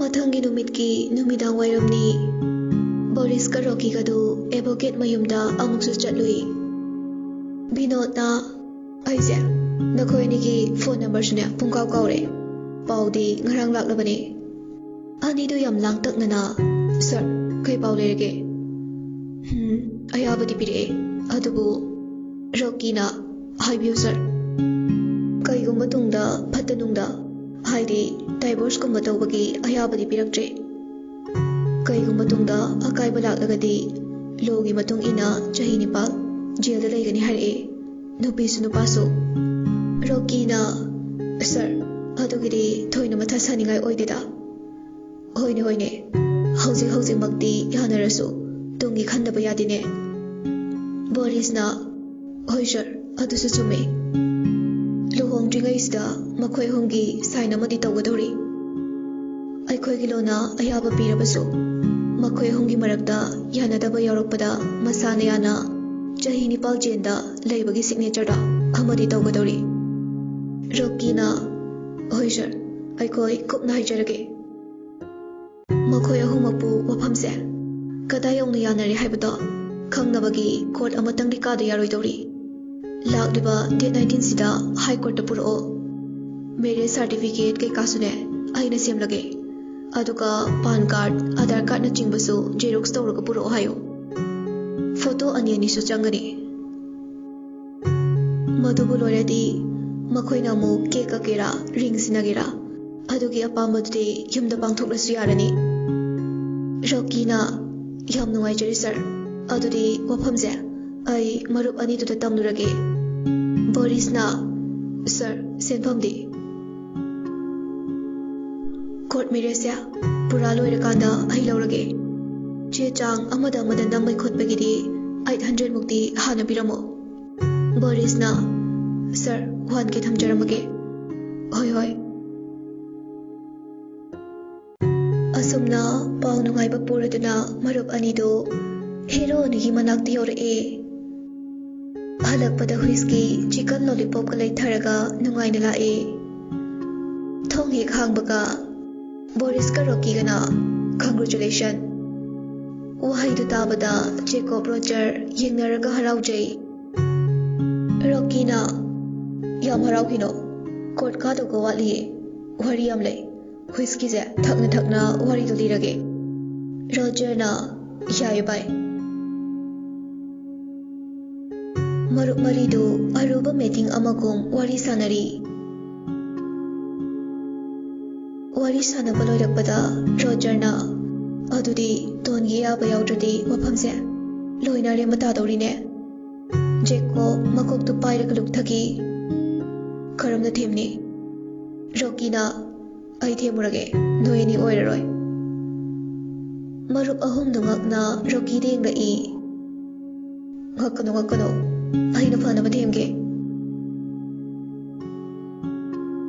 ꯑꯗꯨ ꯍꯥꯏꯔꯝꯂꯒ ꯔꯣꯀꯤ ꯐꯨꯛ ꯍꯧꯒꯠꯂꯒ ꯊꯣꯛꯈ꯭ꯔꯦ꯫ ꯊꯪꯅꯕ ꯔꯨꯝꯒꯤ ꯀꯣꯂꯤꯡ ꯕꯦꯜꯗꯨ ꯈꯤꯡꯉꯤ꯫ ꯇꯥꯔꯗꯨꯅ ꯇꯣꯟ ꯇꯟꯗꯦ ꯃꯥꯟꯗꯦ ꯍꯧꯒꯠꯂꯒ ꯊꯣꯡꯗꯨ ꯍꯥꯡꯉꯤ꯫ ꯃꯥꯗꯤ ꯃꯔꯨꯞꯁꯤꯡꯗꯨ ꯃꯁꯛ ꯈꯪꯗꯕꯅ ꯌꯦꯁ, ꯔꯣꯀꯤ ꯅꯣꯛꯐꯦꯠ ꯇꯧꯅ ꯍꯦꯂꯣ ꯇꯣꯟ, ꯑꯩ ꯃꯤꯡ ꯔꯣꯀꯤ, ꯑꯩ ꯔꯣꯖꯔꯒ ꯖꯦꯀꯣꯕꯀꯒꯤ ꯀ꯭ꯂꯣꯁ ꯐ꯭ꯔꯦꯟꯅꯦ꯫ ꯑꯣꯍꯣ, ꯆꯤꯡꯅꯒꯅꯣ, ꯋꯥꯔꯤ ꯁꯥꯁꯦꯅ ꯂꯥꯛꯄꯅꯦ꯫ ꯅꯪꯒꯤ ꯀꯥꯗ ꯁꯥꯁꯤꯔꯥ ꯅꯠꯇ꯭ꯔꯒ ꯃꯈꯥꯗ ꯀꯣꯐꯤ ꯑꯃꯃꯝ ꯊꯛꯂꯨꯁꯤꯔꯥ? ꯌꯥꯅꯤꯌꯦ, ꯑꯩ ꯀꯥꯗ ꯆꯪꯕꯤꯔꯛꯑꯣ꯫ ꯔꯣꯀꯤ ꯃꯅꯨꯡꯗ ꯆꯪꯂꯛꯏ꯫ ꯌꯥꯝ ꯅꯨꯡꯉꯥꯏꯖꯔꯦ, ꯐꯝꯕꯤꯌꯣ, ꯑꯩ ꯀꯣꯐꯤ ꯁꯦꯝꯖꯔꯛꯀꯦ꯫ ꯁꯦꯝꯂꯨꯔꯅꯣ, ꯉꯥꯏꯍꯥꯛ ꯋꯥꯔꯤ ꯁꯥꯁꯦ꯫ ꯇꯣꯟꯁꯨ ꯐꯝꯃꯤ꯫ ꯀꯩ ꯇꯥꯟꯅꯁꯤꯒꯦ? ꯅꯈꯣꯏ ꯑꯍꯨꯝꯒꯤ ꯋꯥꯐꯝꯗꯣ ꯑꯩꯒ ꯃꯔꯨꯞ ꯕꯣꯔꯤꯁ ꯀꯧꯕ ꯑꯃꯒꯅ ꯑꯦꯗꯚꯣꯀꯦꯠ ꯇꯥꯟꯅꯗꯨꯅ ꯍꯥꯏꯠ ꯀꯣꯔꯠꯇꯒꯤ ꯄꯔꯃꯤꯁꯟ ꯂꯧꯖꯕꯅꯦ ꯋꯤꯛ ꯑꯃ ꯍꯦꯜꯂꯦ꯫ ꯉꯁꯤ ꯆꯠꯂꯨꯕꯗ ꯋꯥꯐꯝꯗꯣ ꯑꯌꯥꯕ ꯄꯤꯔꯛꯑꯦ꯫ ꯑꯗꯨꯕꯨ ꯀꯣꯟꯅ ꯇꯨꯡꯗ ꯌꯥꯅꯔꯛꯇꯕ ꯇꯥꯔꯕꯗꯤ ꯖꯦꯜꯗ 8 yearsꯀꯨꯝꯕꯗꯤ ꯅꯁꯥꯅ ꯌꯥꯅ ꯄꯅꯤꯁꯃꯦꯟ ꯑꯗꯣ ꯐꯪꯖꯕ ꯇꯥꯕꯅꯦ꯫ ꯃꯗꯨꯒꯤ ꯁꯤꯒꯅꯦꯆꯔꯁꯨ ꯇꯧꯕ ꯑꯣꯏꯅ ꯂꯥꯛꯂꯤꯕ ꯗꯦꯠ 19ꯁꯦ ꯀꯣꯔꯠꯇ ꯑꯃꯨꯛꯇꯪ ꯀꯥꯗꯕ ꯌꯥꯔꯣꯏꯗꯧꯔꯤ꯫ ꯇꯣꯟ ꯃꯔꯛ ꯊꯠꯅ ꯃꯗꯨ ꯑꯩ ꯌꯥꯕ ꯉꯝꯂꯣꯏꯌꯦ꯫ ꯇꯣꯟ, ꯁꯣꯝꯒꯤ ꯃꯒꯨꯟ ꯑꯩꯈꯣꯏ ꯂꯣꯏꯅ ꯈꯪꯖꯩ꯫ ꯑꯃꯗ ꯂꯩꯔꯤ ꯑꯃꯅ ꯅꯨꯡꯉꯥꯏꯕ ꯍꯧꯅꯗꯦ꯫ ꯑꯗꯨꯒꯤꯁꯨ ꯃꯊꯛꯇ ꯇꯨꯡꯗ ꯖꯦꯀꯣꯕ ꯔꯣꯖꯔꯒꯤ ꯃꯔꯛꯇ ꯑꯃ ꯁꯨꯁꯥꯏꯗ ꯇꯧꯈ꯭ꯔꯗꯤ ꯁꯣꯝ ꯌꯥꯝ ꯅꯤꯡꯉꯝꯍꯧꯔꯣꯏ꯫ ꯑꯃꯨꯛꯇꯪ ꯄꯣꯛꯄ ꯃꯄꯣꯛꯅꯤ, ꯆꯠꯈꯤꯗꯧꯕ ꯉꯥꯛꯇꯅꯤ꯫ ꯍꯤꯡꯂꯤꯉꯩ ꯑꯁꯤꯗ ꯅꯨꯡꯁꯤ ꯆꯥꯟꯅꯅ ꯂꯩꯃꯤꯟꯅꯕꯕꯨ ꯀꯩꯒꯤ ꯉꯝꯂꯣꯏꯗꯣꯏꯅꯣ? ꯂꯣꯟꯅ ꯑꯌꯥꯕ ꯄꯤꯔꯛꯂꯕꯁꯨ ꯃꯗꯨ ꯆꯠꯅꯕꯤꯒꯤ ꯋꯥꯡꯃꯒꯤ ꯊꯕꯛꯅꯤ꯫ ꯆꯠꯅꯕꯤ ꯍꯥꯏꯕꯁꯦ ꯑꯩꯈꯣꯏ ꯃꯤꯑꯣꯏꯕꯅ ꯁꯦꯝꯕꯅꯤ꯫ ꯅꯁꯥ ꯅꯁꯥꯅꯕꯨ ꯌꯥꯅꯔꯗꯤ ꯀꯩꯁꯨ ꯂꯩꯕ ꯋꯥꯐꯝ ꯅꯠꯇꯦ꯫ ꯀꯩꯁꯨ ꯊꯣꯏꯅ ꯈꯟꯖꯤꯟꯒꯅꯨꯗ꯫ ꯅꯨꯄꯥ ꯑꯃꯅ ꯅꯨꯄꯤ 3-4 ꯂꯧꯗꯨꯅ ꯄꯨꯟꯅ ꯂꯩꯃꯤꯟꯅꯕꯒꯤ ꯄꯥꯎ ꯁꯣꯝꯁꯨ ꯃꯦꯗꯤꯌꯥꯗ ꯅ꯭ꯌꯨꯁꯇ ꯇꯥꯔꯝꯂꯅꯤ ꯈꯟꯖꯩ꯫ ꯑꯩ ꯀꯩ ꯍꯥꯏꯒꯗꯕꯅꯣ ꯈꯪꯗ꯭ꯔꯦ꯫ ꯑꯩꯅ ꯍꯥꯏꯁꯦ ꯅꯕꯨꯡ ꯑꯃ ꯑꯣꯏꯅ ꯏꯆꯟꯕꯨ ꯅꯨꯡꯁꯤꯕꯒꯤꯅꯤ꯫ ꯅꯪꯅ ꯃꯈꯣꯏ ꯑꯅꯤꯃꯛꯄꯨ ꯆꯞ ꯃꯥꯟꯅꯅ ꯍꯔꯥꯎꯅ ꯅꯨꯡꯁꯤꯅ ꯂꯣꯏꯅꯧ꯫ ꯀꯌꯥꯝ ꯅꯨꯡꯉꯥꯏꯕ ꯄꯨꯟꯁꯤ ꯃꯍꯤꯡꯗ ꯍꯤꯡꯒꯦ ꯍꯥꯏꯕꯗꯣ ꯅꯪꯁꯨ ꯈꯪꯂꯛꯀꯅꯤ꯫ ꯅꯪꯕꯨ ꯀꯩꯁꯨ ꯍꯣꯠꯅꯩꯕ ꯍꯟꯊꯅ ꯀꯩꯗꯧꯅꯨꯡꯗ ꯇꯧꯔꯣꯏꯌꯦ꯫ ꯑꯩꯅ ꯍꯥꯏꯁꯦ ꯊꯥꯖꯧ꯫ ꯃꯈꯣꯏ ꯑꯅꯤꯅ ꯐꯠꯇꯕ ꯑꯣꯏꯔꯒꯗꯤ ꯅꯪꯕꯨ ꯂꯧꯒꯦ ꯀꯩꯁꯨ ꯈꯜꯂꯣꯏꯌꯦ꯫ ꯃꯈꯣꯏ ꯑꯅꯤ ꯐꯥꯎꯕ ꯅꯪꯒꯤꯗꯃꯛ ꯌꯦꯛꯅꯔꯝꯕꯗꯣ ꯍꯧꯖꯤꯛꯇꯤ ꯌꯥꯅꯔꯛꯏꯁꯤꯅꯦ꯫ ꯔꯣꯖꯔ ꯖꯦꯀꯣꯕꯅ ꯊꯦꯝꯕꯗ ꯌꯥꯔꯝꯗ꯭ꯔꯕ ꯅꯨꯄꯤꯗꯨ ꯔꯣꯀꯤꯒꯤ ꯈꯗꯥꯡꯗ ꯇꯨꯃꯤꯟꯅ ꯋꯥꯔꯤ ꯇꯥꯔꯒ ꯂꯩꯈ꯭ꯔꯦ꯫ ꯔꯣꯀꯤꯅ ꯊꯦꯝꯕꯗꯨꯗ ꯋꯥꯔꯤ ꯉꯥꯏꯍꯥꯛ ꯁꯥꯟꯅꯔꯝꯃꯤ꯫ ꯇꯣꯟ ꯉꯥꯏꯍꯥꯛ ꯋꯥꯈꯜ ꯈꯜꯂꯕ ꯃꯇꯨꯡꯗ ꯑꯁꯨꯝꯅ ꯍꯥꯏꯔꯛꯏ꯫ ꯑꯩꯈꯣꯏ ꯑꯍꯨꯝꯈꯛꯀꯤ ꯈꯟꯕꯁꯨ ꯂꯥꯟꯒꯅꯤ꯫ ꯌꯨꯝꯒꯤ ꯑꯍꯜꯈꯩꯅ ꯋꯥꯐꯝꯁꯦ ꯁꯨꯡꯌꯥ ꯌꯥꯔꯛꯑꯣꯏꯌꯦ꯫ ꯑꯗꯨꯕꯨꯗꯤ ꯌꯥꯔꯛꯑꯣꯏꯌꯦ, ꯑꯩꯈꯣꯏꯁꯨ ꯈꯪꯉꯦ꯫ ꯑꯗꯨꯅ ꯃꯐꯝꯁꯤꯗ ꯀꯣꯔꯠ ꯃꯦꯔꯦꯖ ꯍꯥꯟꯅ ꯇꯧꯔꯒ ꯃꯇꯨꯡꯗ ꯑꯍꯜꯈꯩꯗ ꯍꯥꯏꯔꯁꯦ꯫ ꯍꯥꯟꯅ ꯍꯥꯏꯔꯨꯔꯗꯤ ꯌꯥꯔꯛꯑꯔꯣꯏ꯫ ꯙꯥꯒꯤ ꯃꯤꯡꯁꯦ ꯔꯣꯀꯤ? ꯃꯥꯅꯦ꯫ ꯑꯣ, ꯑꯗꯨꯗ ꯔꯣꯀꯤ, ꯑꯩꯗꯤ ꯕꯕꯥꯗ ꯋꯥꯁꯛꯈ꯭ꯔꯦ꯫ ꯕꯕꯥꯅ ꯄꯥꯝꯖꯔꯤꯕ ꯊꯕꯛꯇꯣ ꯃꯥꯏ ꯄꯥꯛꯅꯕ ꯍꯣꯠꯅꯒꯦ ꯍꯥꯏꯗꯨꯅ꯫ ꯍꯦꯔꯥ ꯑꯗꯨꯒꯤꯕꯨ ꯑꯩꯈꯣꯏꯅ ꯏꯆꯟꯒꯤ ꯐꯨꯜ ꯁꯄꯣꯔꯠ ꯇꯧꯅꯤꯁꯦ, ꯀꯩꯁꯨ ꯈꯜꯂꯨꯅꯣ꯫ ꯍꯣꯏꯗ꯫ ꯐꯔꯦ ꯑꯗꯨꯗꯤ ꯑꯩꯁꯨ ꯆꯠꯂꯒꯦꯀꯣ꯫ ꯗꯦꯠ 19ꯗ ꯀꯣꯔꯠ ꯀꯥꯗꯣꯏꯅꯤ, ꯉꯟꯇꯥ ꯆꯠꯁꯦ꯫ ꯑꯦꯗꯚꯣꯀꯦꯠ ꯑꯃꯁꯨ ꯎꯅꯗꯧꯅꯤ꯫ ꯍꯣꯏꯗ ꯔꯣꯀꯤ꯫ ꯔꯣꯀꯤ ꯆꯠꯈ꯭ꯔꯦ꯫ ꯇꯣꯟ ꯉꯁꯥꯏ ꯃꯈꯩ ꯃꯁꯥꯗꯨ ꯒ꯭ꯌꯥꯟ ꯇꯥꯕ ꯁꯥꯔꯕꯁꯨ ꯅꯥꯀꯟ ꯑꯃꯗꯗꯤ ꯒ꯭ꯌꯥꯟ ꯃꯥꯡꯂꯤꯕꯅꯤ꯫ ꯊꯪꯅꯕ ꯔꯨꯝꯗ ꯂꯩꯕꯅ ꯄꯥꯈꯠꯇꯕ ꯁꯥꯔꯝꯕꯅꯤ꯫ ꯁꯣꯔ ꯁꯥꯡꯅ ꯍꯣꯟꯗꯣꯛꯂꯒ ꯋꯥꯈꯜ ꯈꯜꯂꯤ꯫ ꯃꯅꯤꯡ ꯃꯃꯥꯡ ꯈꯥ ꯋꯥꯡ ꯆꯦꯟꯐꯝ ꯑꯃꯠꯇ ꯂꯩꯔꯛꯇ꯭ꯔꯦ꯫ ꯀꯩꯅꯣ ꯑꯩꯒꯤ ꯃꯄꯣꯛꯁꯤꯕ ꯃꯌꯥꯝꯒ ꯃꯥꯟꯅꯗꯕ ꯃꯄꯣꯛ ꯍꯥꯏꯗꯣ ꯊꯥꯗꯧꯔꯤꯕ꯭ꯔꯥ? ꯑꯩꯕꯨ ꯋꯥꯗꯧꯔꯤꯕ꯭ꯔꯥ ꯅꯨꯡꯉꯥꯏꯒꯗꯧꯔꯤꯕ꯭ꯔꯥ ꯑꯩ ꯒ꯭ꯌꯥꯟ ꯇꯥꯁꯤꯜꯂꯛꯇ꯭ꯔꯦ ꯗꯦꯠ 19ꯗꯅ ꯀꯣꯔꯠ ꯀꯥꯗꯧꯕ ꯑꯩꯕꯨ ꯋꯥꯐꯝꯁꯦ ꯕꯕꯥꯅ ꯈꯪꯂꯗꯤ ꯁꯣꯏꯗꯅ ꯍꯥꯠꯂꯅꯤ ꯀꯅꯥꯅ ꯑꯩꯕꯨ ꯀꯟꯕꯤꯒꯅꯤ ꯑꯩꯒꯤꯗꯃꯛ ꯃꯈꯣꯏ ꯑꯅꯤꯃꯛꯅ ꯄꯨꯟꯁꯤ ꯆꯨꯞꯄ ꯂꯦꯞꯄ ꯉꯝꯒꯗꯧꯔꯤꯕ꯭ꯔꯥ ꯋꯥꯈꯜ ꯈꯟꯅ ꯈꯟꯅ ꯃꯇꯝꯗꯤ ꯍꯧꯈꯤ ꯊꯪꯅꯕ ꯔꯨꯝꯗ ꯂꯩꯔꯁꯨ ꯅꯨꯄꯥ ꯑꯅꯤꯗꯨꯅ ꯀꯩꯁꯨ ꯀꯥꯇꯨ ꯀꯥꯔꯟ ꯇꯧꯔꯨꯗ꯭ꯔꯦ ꯇꯣꯟ ꯂꯥꯏꯔꯤꯛ ꯄꯥꯔꯤ ꯈꯪꯕꯅ ꯑꯌꯦꯠꯄ ꯄꯤꯔꯨꯗꯦ ꯇꯣꯟꯒꯤ ꯑꯦꯀꯥꯎꯟꯗ ꯃꯄꯥꯅ ꯄꯩꯁꯥ ꯀꯥꯞꯄꯛꯄꯗꯨ ꯇꯣꯟꯗꯣ ꯎꯄꯥꯏ ꯂꯩꯇꯕꯅꯤꯅ ꯊꯪꯅꯕ ꯀꯥꯗꯨꯗ ꯂꯥꯛꯏ ꯀꯩꯝꯇꯁꯨ ꯍꯥꯏꯕ ꯉꯝꯖꯗ ꯉꯥꯏꯍꯥꯛ ꯊꯣꯡ ꯑꯗꯨꯗ ꯂꯦꯞꯇꯨꯅ ꯂꯩ ꯀꯣꯂꯤꯡ ꯕꯦꯜ ꯑꯗꯨꯗ ꯑꯃꯨꯛ ꯌꯦꯡꯉꯤ ꯑꯗꯨꯕꯨ ꯃꯄꯥ ꯆꯥꯅꯔꯨꯕꯅ ꯖꯦꯀꯣꯕꯇꯨ ꯁꯠꯊꯣꯔꯛꯏ ꯇꯣꯟ ꯂꯦꯞꯂꯒ ꯂꯩꯔꯝꯕꯗꯨꯗ ꯇꯣꯟ ꯀꯩꯗꯧꯔꯦ ꯇꯣꯟ ꯄꯥꯈꯠꯄꯣꯏ ꯀꯥꯏꯕꯣꯏ ꯃꯁꯥꯗꯨ ꯏꯊꯛ ꯊꯀꯠꯂꯤ ꯑꯩ ꯐꯣꯟ ꯖꯦꯀꯣब ꯉꯛꯅ ꯅꯪ ꯐꯣꯟ ꯀꯩꯗꯧꯔꯒꯦ ꯇꯣꯟ ꯑꯔꯣꯏꯕꯤ ꯊꯧꯅꯥ ꯄꯨꯊꯣꯛꯇꯨꯅ ꯑꯩ ꯐꯣꯟ ꯄꯥꯏꯗꯕ ꯀꯨꯏꯔꯦ ꯍꯧꯖꯤꯛꯇꯤ ꯅꯦꯠꯇ ꯌꯦꯡꯗꯧꯕ ꯄꯥꯗꯧꯕ ꯃꯌꯥꯝꯁꯨ ꯂꯩ ꯑꯝꯇ ꯂꯩꯒꯦꯅ ꯍꯣ ꯑꯗꯨꯒꯤꯔꯣ ꯐꯔꯦ ꯑꯩ ꯍꯣꯔꯦꯟ ꯔꯣꯖꯔꯒ ꯆꯠꯂꯒ ꯂꯩꯔꯨꯔꯒꯦ ꯀꯩ ꯐꯣꯟ ꯄꯥꯝꯒꯦ ꯑꯩ ꯑꯦꯀꯥꯎꯟꯗꯒꯤ ꯄꯩꯁా ꯂꯧꯊꯣꯛꯄꯤꯌꯣ ꯌꯥꯝ ꯇꯥꯡꯕ ꯅꯠꯇ꯭ꯔꯁꯨ ꯌꯥꯅꯤꯗ 15K ꯃꯨꯛ ꯄꯤꯕ ꯁꯦꯝꯁꯨꯡꯒꯤ ꯑꯃ ꯍꯦꯛꯇ ꯂꯩꯕꯤꯔꯛꯑꯣ ꯃꯣꯗꯦꯜ ꯑꯃ ꯍꯦꯛꯇꯗ ꯖꯦꯀꯣब ꯅꯣꯛꯃꯤ ꯌꯥꯔꯦ ꯅꯪ ꯄꯩꯁꯥꯗꯣ ꯑꯗꯨꯝ ꯊꯝꯖꯤꯟꯖꯔꯣ ꯑꯩ ꯂꯩꯔꯛꯑꯒꯦ ꯅꯠꯇꯦ ꯁꯣꯝꯒꯤ ꯑꯩꯅ ꯂꯧꯈꯤꯕ 60 ꯂꯥꯈꯇꯣ 50ꯗꯤ ꯌꯧꯒꯅꯤ ꯑꯗꯨꯁꯨ ꯂꯧꯕꯤꯔꯣ ꯑꯗꯨꯒ ꯐꯣꯟꯗꯨꯁꯨ ꯑꯩꯒꯤ ꯄꯩꯁꯥꯗꯒꯤ ꯂꯩꯕꯤꯔꯣ 60 ꯂꯥꯈꯇꯣ ꯃꯄꯨ ꯑꯩꯒꯤ ꯑꯣꯏꯗ꯭ꯔꯕꯅꯤ ꯑꯗꯨ ꯋꯥꯐꯝꯗꯨ ꯇꯣꯛꯁꯦ ꯑꯩ ꯂꯩꯔꯛꯑꯒꯦ ꯑꯇꯩ ꯋꯥꯠꯄ ꯂꯩꯔꯁꯨ ꯍꯥꯏꯔꯛꯑꯣ ꯑꯩꯉꯣꯟꯗ ꯍꯥꯏꯕ ꯇꯜꯂꯁꯨ ꯔꯣꯖꯔꯗ ꯍꯥꯏꯔꯛꯑꯣ ꯇꯣꯟ ꯇꯞꯅ ꯍꯧꯖꯤꯛꯇꯤ ꯔꯣꯖꯔꯁꯨ ꯁꯣꯝꯁꯨ ꯈꯦꯠꯅꯕ ꯂꯩꯇ꯭ꯔꯦ ꯏꯐꯝꯗ ꯆꯞ ꯃꯥꯟꯅꯕ ꯍꯥꯏꯗꯣ ꯑꯣꯏꯔꯦ ꯑꯗꯨ ꯍꯥꯏꯔꯝꯂꯒ ꯇꯣꯟ ꯃꯥꯒꯤ ꯔꯨꯝꯗ ꯆꯪꯈ꯭ꯔꯦ ꯖꯦꯀꯣꯕꯇꯤ ꯕꯥꯞ ꯑꯃꯗ ꯍꯔꯥꯎꯅ ꯈꯦꯠꯅꯕ ꯂꯩꯇ꯭ꯔꯕ ꯑꯣ ꯃꯥꯏ ꯒꯣꯗ ꯖꯦꯀꯣꯕ ꯃꯅꯨꯡꯗ ꯁꯠ ꯆꯪꯂꯛꯏ ꯁꯣꯐꯥꯗꯨꯗ ꯃꯣꯟꯗꯥ ꯅꯨꯡꯉꯥꯏꯅ ꯐꯝꯗꯨꯅ ꯂꯩ ꯔꯣꯖꯔꯅ ꯀꯅꯥꯅꯣ ꯇꯥꯕꯤꯕ ꯅꯠꯇꯦ ꯖꯦꯀꯣꯕ ꯈꯦꯠꯅꯕ ꯂꯩꯇ꯭ꯔꯦ ꯑꯁ ꯊꯤ ꯍꯔꯥꯎꯋꯦ ꯔꯣꯀꯤꯅ ꯕꯣꯔꯤꯁꯅ ꯑꯃꯨꯛ ꯀꯔꯤꯅꯣ ꯁꯤꯕꯣ ꯔꯣꯖꯔ ꯀꯟꯇꯛꯅ ꯚꯥꯏ ꯀꯩꯅꯣ ꯔꯣꯖꯔꯅ ꯀꯩꯅꯣ ꯕꯤꯌꯔ ꯂꯩꯕ ꯆꯠꯈꯤꯗꯥꯏꯅꯦ ꯑꯁ ꯀꯥꯎꯏꯅꯦ ꯇꯣꯟꯗꯣ ꯊꯣꯡꯗ ꯂꯦꯞꯄ ꯂꯩꯔꯝꯃꯦ ꯑꯗ ꯋꯥꯔꯤ ꯁꯥꯟꯅꯕꯗ ꯀꯥꯎꯔꯨꯔꯦ ꯔꯣꯖꯔꯅ ꯀꯩ ꯍꯥꯏꯔꯝꯃꯤꯅꯣ ꯃꯥꯏ ꯐꯣꯟ ꯄꯥꯏꯗ ꯃꯥꯜꯂꯦ ꯃꯥꯒꯤ ꯑꯦꯀꯥꯎꯟꯗꯒꯤ ꯄꯩꯁꯥ ꯂꯧꯊꯣꯛꯂꯒ ꯑꯃ ꯂꯩꯕꯤꯌꯣ ꯍꯥꯏꯔꯝꯃꯦ ꯑꯩꯅ ꯔꯣꯖꯔꯒ ꯆꯠꯂꯒ ꯂꯩꯔꯨꯔꯒꯦ ꯍꯥꯏꯔꯝꯕꯅꯦ ꯅꯪꯒꯤ ꯗꯔꯀꯥꯔ ꯂꯩꯕ ꯈꯨꯗꯤꯡꯃꯛ ꯑꯩꯉꯣꯟꯗ ꯍꯥꯏꯕ ꯅꯨꯡꯉꯥꯏꯇ꯭ꯔꯁꯨ ꯔꯣꯖꯔꯗ ꯍꯥꯏꯌꯨ ꯍꯥꯏꯔꯨꯕ ꯑꯗꯨꯗ ꯃꯥꯅ ꯔꯣꯖꯔꯁꯨ ꯑꯩꯁꯨ ꯃꯐꯝꯗ ꯈꯦꯠꯅꯕ ꯀꯩꯁꯨ ꯂꯩꯇ꯭ꯔꯤꯌꯦ ꯆꯞ ꯃꯥꯟꯅꯔꯤꯌꯦ ꯑꯗꯨꯒꯤꯔꯣ ꯅꯪꯅ ꯍꯔꯥꯎꯔꯤꯁꯦ ꯅꯠꯇ꯭ꯔꯗꯤ ꯀꯩꯅꯣ ꯐꯅ ꯈꯟꯕꯩꯅꯦ ꯅꯪꯅ ꯍꯔꯥꯎꯔꯤꯗꯣ ꯐꯠꯇꯅ ꯑꯃꯨꯛ ꯈꯜꯂꯣ ꯀꯃꯥꯏ ꯈꯟꯗꯣꯏꯅꯣ ꯑꯩꯁꯦ ꯃꯥꯒꯤ ꯃꯐꯝꯗ ꯂꯝꯂꯥꯟꯕ ꯑꯣꯏꯔꯕꯅꯦ ꯅꯨꯡꯁꯤꯕꯗ ꯐꯥꯎꯗ꯭ꯔꯕꯅꯦ ꯑꯗꯨꯅ ꯍꯥꯏꯔꯝꯕ ꯑꯣꯏꯔꯝꯃꯗꯤ ꯑꯁ ꯑꯣꯏꯔꯝꯃꯣꯏꯍꯦ ꯑꯩꯁꯨ ꯅꯪꯁꯨ ꯅꯨꯡꯁꯤꯔꯛꯄ ꯑꯣꯏꯔꯝꯅꯤꯌꯦ ꯅꯪꯅ ꯈꯪꯕꯤꯔꯤꯕ ꯍꯌꯦꯡ ꯀꯣꯔꯠꯇꯒ ꯑꯩꯈꯣꯏꯅꯤ ꯊꯤꯅ ꯆꯩꯔꯛꯂꯗꯤ ꯏꯕꯣ ꯑꯩꯈꯣꯏ ꯑꯅꯤ ꯖꯦꯜ ꯌꯧꯗꯣꯏꯅꯦ ꯔꯣꯀꯤꯅ ꯑꯗꯨꯕꯨꯗꯤ ꯑꯣꯖꯥ ꯁꯥꯔꯨꯕ ꯑꯩꯈꯣꯏ ꯑꯅꯤꯁꯨ ꯂꯣꯛꯑꯞ ꯌꯧꯕ꯭ꯔꯥ ꯈꯪꯄꯣꯟꯇꯦ ꯖꯦꯀꯣꯕꯅ ꯑꯗꯨꯃꯥꯏꯅꯒ ꯇꯧꯔꯛꯂꯗꯤ ꯃꯥ ꯁꯤꯔꯦꯗꯅ ꯑꯩꯈꯣꯏ ꯑꯅꯤꯒꯤ ꯑꯣꯏꯕ ꯐꯪꯗ꯭ꯔꯗꯤ ꯃꯀꯛ ꯀꯛ ꯇꯥꯕ ꯔꯣꯖꯔꯅ ꯇꯥꯅꯤꯡꯗꯦ ꯑꯁꯤꯕꯨ ꯋꯥꯅꯤꯅ ꯑꯩꯗꯤ ꯃꯥ ꯅꯨꯡꯁꯤꯕꯅꯤꯅ ꯍꯥꯠꯄꯗꯤ ꯂꯥꯏꯔꯗꯅ ꯐꯨꯕ ꯐꯥꯎ ꯉꯝꯂꯣꯏꯌꯦ ꯑꯗꯥ ꯃꯣꯔꯥ ꯍꯥꯏꯁꯦ ꯑꯗꯨ ꯉꯥꯛꯇꯅꯦ ꯅꯪꯅ ꯅꯨꯡꯁꯤꯖꯕꯩ ꯋꯥꯅꯤ ꯃꯥꯅꯗꯤ ꯅꯪ ꯅꯨꯡꯁꯤꯕꯤꯗꯦꯗꯅ ꯍꯌꯦꯡ ꯃꯥꯅ ꯅꯨꯡꯁꯤꯅ ꯙꯥꯀꯣ ꯑꯉꯥꯡ ꯃꯊꯤ ꯐꯥꯏꯔꯦ ꯑꯝꯇ ꯆꯥꯝꯕꯤꯌꯨ ꯍꯥꯏꯔꯛꯄꯗ ꯅꯅꯤꯡ ꯊꯥꯡꯒꯠꯀꯩ ꯆꯦꯟꯈꯤꯗꯣꯏꯅꯦ ꯃꯇꯝꯗꯣ ꯌꯧꯗ꯭ꯔꯤꯕꯩꯅꯦ ꯅꯪꯅꯤ ꯑꯗꯥ ꯃꯣꯔꯥ ꯑꯣꯏꯗꯣꯏꯁꯦ ꯍꯣꯏ ꯃꯇꯝꯗꯣ ꯂꯥꯛꯂꯒ ꯌꯦꯡꯅꯁꯦ ꯋꯥꯊꯤ ꯉꯥꯏꯍꯥꯛ ꯁꯨꯅꯔꯒ ꯃꯔꯨꯞ ꯑꯅꯤꯗꯨ ꯇꯣꯟꯒꯤ ꯐꯣꯟ ꯂꯩꯕ ꯆꯠꯈ꯭ꯔꯦ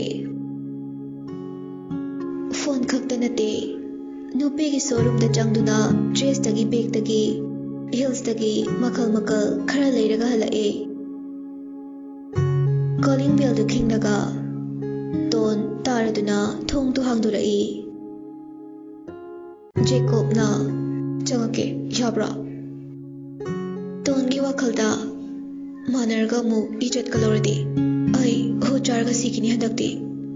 ꯔꯣꯖꯔꯅ ꯇꯣꯟ ꯃꯪꯂꯝꯕꯗꯒꯤ ꯆꯪꯂꯛꯑꯣ. ꯖꯦꯀꯣꯕꯅ ꯌꯥꯝ ꯆꯪꯍꯟꯅꯤꯡꯗꯕ ꯃꯥꯜꯂꯦ. ꯐꯔꯦ ꯆꯪꯂꯔꯣꯏꯒꯦꯁꯦ. ꯇꯣꯟ ꯉꯛꯅ ꯑꯗꯨꯏ ꯅꯠꯇꯦꯗ ꯌꯥꯅꯤꯌꯦ ꯆꯪꯉꯛꯑꯣ. ꯍꯣꯏꯗꯦ ꯏꯇꯨꯒꯤ ꯀꯥꯗꯕꯨ. ꯔꯣꯖꯔ ꯅꯣꯛꯃꯤ ꯑꯗꯨꯅꯦꯕ. ꯑꯅꯤꯗꯨ ꯃꯅꯨꯡꯗ ꯆꯪꯂꯛꯏ. ꯖꯦꯀꯣꯕꯅ ꯆꯥꯅ ꯊꯛꯅꯕꯁꯨ ꯌꯥꯎꯔꯕꯅꯦ. ꯔꯣꯖꯔꯅ ꯑꯃꯨꯛ ꯗ꯭ꯔꯦꯁꯁꯨ ꯌꯥꯎꯔꯕꯅꯦ. ꯁꯤꯅ ꯐꯣꯟꯅꯦ ꯑꯦꯄꯜꯒꯤꯅꯦ ꯄꯥꯝꯕ꯭ꯔꯥ ꯌꯦꯡꯉꯣ. ꯀꯩꯗꯧꯕꯒꯤ ꯑꯇꯥꯡꯕ ꯂꯩꯔꯛꯏꯅꯣ? ꯔꯣꯖꯔ ꯀꯩꯝꯇ ꯊꯧꯁꯥꯗꯅ ꯃꯍꯥꯖꯣꯗ ꯍꯥꯏꯌꯣ. ꯌꯥꯔꯦ ꯏꯁ ꯇꯣꯟ ꯅꯪꯒꯤꯕꯨ ꯀꯩꯅꯣ ꯗꯞꯃꯥ ꯋꯥꯠꯂꯤ ꯂꯩꯗꯧꯕ. ꯔꯣꯖꯔꯅ ꯑꯩꯗꯤ ꯁꯤꯒꯤ ꯊꯣꯛꯇꯦꯀꯣ. ꯇꯣꯟ ꯋꯥꯔꯧꯅ ꯔꯣꯖꯔꯗ ꯌꯦꯡꯖꯩ. ꯅꯁꯥꯅ ꯅꯁꯥꯕꯨ ꯃꯥꯡꯍꯟꯖꯕ ꯅꯠꯇ꯭ꯔꯣ? ꯑꯩꯒꯤ ꯄꯨꯟꯁꯤꯁꯦ ꯑꯁꯨꯝꯅ ꯇꯧꯔꯝꯕ꯭ꯔꯥ? ꯀꯅꯥꯅ ꯁꯤꯒꯤ ꯐꯤꯕꯝꯁꯦ ꯑꯣꯏꯍꯜꯂꯝꯕꯅꯣ? ꯑꯩꯒꯤ ꯄꯨꯟꯁꯤꯁꯤꯗꯤ ꯁꯨꯃꯥꯏꯅ ꯇꯧꯔꯝꯕ꯭ꯔꯥ? ꯀꯅꯥꯅ ꯑꯣꯏꯍꯟꯈꯤꯕꯅꯣ? ꯅꯪ ꯍꯥꯏꯁꯦ ꯑꯩꯅ ꯃꯥꯡꯍꯜꯂꯝꯂꯒ ꯍꯨꯟꯗꯣꯛꯂꯝꯕꯩ ꯇꯥꯏꯞꯅꯤꯅꯦ. ꯑꯩ ꯑꯗꯨꯃꯛꯇꯤ ꯍꯥꯏꯈꯤꯗꯦꯗꯅ. ꯍꯥꯏꯗ꯭ꯔꯃꯛꯁꯨ ꯋꯥꯍꯩꯗꯨꯅ ꯇꯥꯛꯄꯅꯦ. ꯋꯥꯍꯩꯁꯤꯅ ꯑꯔꯥꯟꯕ ꯀꯩꯁꯨ ꯐꯣꯡꯗꯣꯛꯈꯤꯗ꯭ꯔꯤ. ꯎꯄꯥꯏ ꯂꯩꯈꯤꯗꯦ. ꯄꯣꯟꯒꯤ ꯆꯦꯛꯂꯥ ꯑꯣꯏꯈꯤꯕꯩꯅꯦ. ꯅꯪꯗ ꯅꯠꯇꯦ ꯑꯩꯁꯨꯅꯦ. ꯃꯁꯦ ꯅꯪꯅ ꯅꯨꯄꯥ ꯊꯣꯛꯄ ꯋꯥꯠꯄꯗꯒꯤꯅꯦ. ꯑꯩꯅ ꯅꯨꯄꯥ ꯊꯣꯛꯂꯁꯨ, ꯑꯩꯅ ꯍꯦꯔꯣ ꯑꯣꯏꯔꯁꯨ, ꯑꯩꯅ ꯕꯦꯠ ꯑꯣꯏꯔꯁꯨ, ꯑꯩꯅ ꯐꯅ ꯉꯥꯎꯁꯤꯟꯅꯔꯁꯨ ꯍꯤꯔꯝ ꯈꯨꯗꯤꯡꯃꯛꯇ ꯖꯦꯀꯣꯕꯅ ꯑꯗꯨꯝ ꯍꯦꯜꯂꯛꯀꯅꯤ. ꯖꯦꯀꯣꯕꯅ ꯀꯩꯅꯣ ꯉꯁꯥꯏꯗꯩ ꯑꯩꯕꯨ ꯃꯤꯇꯣꯞ ꯇꯧꯅ ꯋꯥꯔꯤ ꯌꯥꯎꯍꯟꯗ꯭ꯔꯒ ꯂꯥꯁꯇ ꯑꯩꯉꯣꯟꯗ ꯇꯥꯏꯅꯕꯤꯔꯛꯀꯅꯣ. ꯄꯩꯁꯥꯁꯨ ꯇꯤꯡꯕ, ꯃꯇꯝꯁꯨ ꯃꯥꯡꯕ, ꯐꯅꯕꯁꯨ ꯁꯤꯟꯕꯤꯕ, ꯏꯄꯥꯡꯒꯜꯁꯨ ꯋꯥꯕ. ꯅꯣꯏ ꯇꯥꯏꯅꯐꯝꯂ ꯆꯤꯟ ꯑꯔꯣꯏꯕꯤꯗ ꯊꯤꯔꯛꯇꯣꯏꯅꯦ ꯌꯦꯡꯉꯣ. ꯔꯣꯖꯔꯅ ꯑꯁꯤ ꯗꯥꯏꯂꯣꯛꯁꯦ ꯇꯥꯅꯤꯡꯕꯒꯤ ꯍꯧꯔꯛꯏ ꯅꯠꯇ꯭ꯔꯣꯅ? ꯇꯣꯟꯅ ꯅꯪꯅ ꯅꯠꯇ꯭ꯔꯣ? ꯐꯦꯠ ꯍꯥꯏꯗꯣꯛꯂꯒ ꯀꯤꯆꯟꯗ ꯆꯪꯈ꯭ꯔꯦ. ꯑꯅꯤꯃꯛ ꯆꯞ ꯃꯥꯟꯅꯅ ꯕ꯭ꯂꯦꯛ ꯀꯣꯐꯤ. ꯇꯣꯟ ꯀꯤꯆꯟꯗꯒꯤ ꯌꯨꯔ ꯍꯨꯔ ꯁꯦꯝꯃꯛꯀꯦ. ꯔꯣꯖꯔꯅ ꯌꯨ ꯑꯣꯏꯔꯗꯤ ꯑꯩ ꯊꯛꯀꯦ. ꯖꯦꯀꯣꯕꯅ ꯑꯃꯨꯛ ꯍꯨ ꯑꯣꯏꯔꯒꯅ ꯅꯪ ꯊꯛꯆꯔꯣ. ꯑꯅꯤꯗꯨ ꯋꯥ ꯅꯣꯛꯏ. ꯇꯣꯟ ꯃꯈꯣꯏ ꯑꯅꯤꯒꯤ ꯃꯇꯧꯗꯨ ꯎꯔꯒ ꯁꯥꯎꯁꯤ ꯀꯗꯥꯏ, ꯀꯞꯁꯤ ꯀꯗꯥꯏ, ꯅꯣꯛꯁꯤ ꯀꯗꯥꯏ, ꯆꯦꯟꯐꯝ ꯂꯣꯠꯐꯝ ꯍꯥꯏꯖꯐꯝꯁꯨ ꯂꯩꯖꯗ ꯄꯦꯟꯗꯕ ꯐꯣꯡꯗꯣꯛꯐꯝ ꯐꯥꯎꯕ ꯂꯩꯔꯛꯇ꯭ꯔꯕꯅꯤ. ꯀꯣꯐꯤꯗ ꯂꯣꯟꯅ ꯋꯥꯈꯜ ꯂꯥꯛꯏ. ꯑꯣꯏꯔꯔꯣꯏ ꯑꯩꯒꯤ ꯋꯥꯈꯜꯁꯦ. ꯀꯅꯥꯅ ꯑꯩꯕꯨ ꯂꯝꯖꯤꯡꯕꯤꯅꯤ? ꯖꯦꯀꯣꯕ ꯔꯣꯖꯔꯅ. ꯀꯅꯥꯅ ꯑꯩꯕꯨ ꯉꯥꯛꯄꯤ ꯁꯦꯟꯕꯤꯒꯅꯤ? ꯖꯦꯀꯣꯕ ꯔꯣꯖꯔꯅ. ꯀꯅꯥꯅ ꯑꯩꯒꯤ ꯋꯥ ꯇꯥꯕꯤꯒꯅꯤ? ꯖꯦꯀꯣꯕ ꯔꯣꯖꯔꯅ. ꯑꯩꯅ ꯀꯥꯏꯗ ꯂꯣꯠꯇꯣꯏꯕ, ꯆꯦꯟꯗꯣꯏꯕ? ꯏꯄꯥꯡꯒꯜ ꯁꯣꯜꯂꯕꯤ ꯑꯩꯕꯨ ꯑꯁꯨꯝꯅ ꯂꯩꯕꯗꯤ ꯌꯥꯔꯔꯣꯏ. ꯖꯦꯀꯣꯕ ꯔꯣꯖꯔꯗꯒꯤ ꯑꯩ ꯅꯥꯟꯊꯣꯛꯂꯒ ꯆꯦꯟꯈꯤꯕ ꯑꯣꯏꯔꯔꯣꯏ. ꯃꯈꯣꯏ ꯑꯅꯤꯃꯛꯄꯨ ꯑꯩꯒꯤ ꯏꯄꯨꯔꯣꯏꯕ ꯑꯣꯏꯗꯧꯔꯤꯕ꯭ꯔꯥ? ꯇꯨꯡꯗ ꯀꯔꯤ ꯑꯣꯏꯔꯛꯄ ꯇꯝꯕ ꯉꯝꯗꯦ. ꯈꯣꯡꯐꯝꯁꯤ ꯍꯣꯡꯗꯣꯛꯂꯨꯔꯒꯅ ꯀꯔꯤ ꯑꯣꯏꯔꯛꯄ, ꯍꯣꯡꯗꯣꯛꯇ꯭ꯔꯒꯅ ꯀꯔꯤ ꯑꯣꯏꯔꯛꯄ? ꯀꯔꯤꯅꯣ ꯃꯈꯣꯏ ꯑꯅꯤꯅ ꯈꯜꯂꯤꯕ ꯋꯥꯈꯜꯁꯤꯕ? ꯑꯩꯕꯨ ꯊꯃꯣꯏ ꯁꯦꯡꯅ ꯅꯨꯡꯁꯤꯕꯒꯤꯔꯥ? ꯅꯠꯇ꯭ꯔꯒꯅ ꯔꯤꯚꯦꯟꯁ ꯂꯧꯒꯦ ꯈꯜꯂꯤꯕ꯭ꯔꯥ? ꯄꯨꯟꯁꯤꯒꯤ ꯑꯔꯣꯏꯕ ꯈꯣꯡꯊꯥꯡꯅꯤ, ꯑꯔꯨꯕ ꯊꯣꯡꯅꯤ ꯑꯩꯅ ꯂꯥꯟꯗꯧꯔꯤꯕꯁꯦ. ꯇ꯭ꯔꯥꯏ ꯇꯧꯔꯨꯕ ꯌꯥꯕꯁꯨ ꯅꯠꯇꯦ. ꯑꯩ ꯍꯧꯖꯤꯛ ꯀꯩꯗꯧꯒꯅꯤ? ꯄꯨꯛꯅꯤꯡ ꯋꯥꯈꯜ ꯅꯪ ꯑꯃꯠꯇ ꯐꯥꯊꯀꯣ. ꯃꯇꯝꯁꯦ ꯃꯣꯗꯔꯟ ꯂꯥꯏꯐꯅꯤ. ꯔꯣꯖꯔꯅ ꯍꯣꯏ ꯅꯨꯡ ꯐꯨꯠꯂꯤꯔꯣ? ꯖꯦꯀꯣꯕꯅ ꯑꯃꯨꯛ ꯀꯣꯐꯤ ꯄꯥꯊꯔꯤꯅꯦ. ꯇꯣꯟ ꯃꯪꯗꯅ ꯑꯗꯨꯝ ꯂꯩ.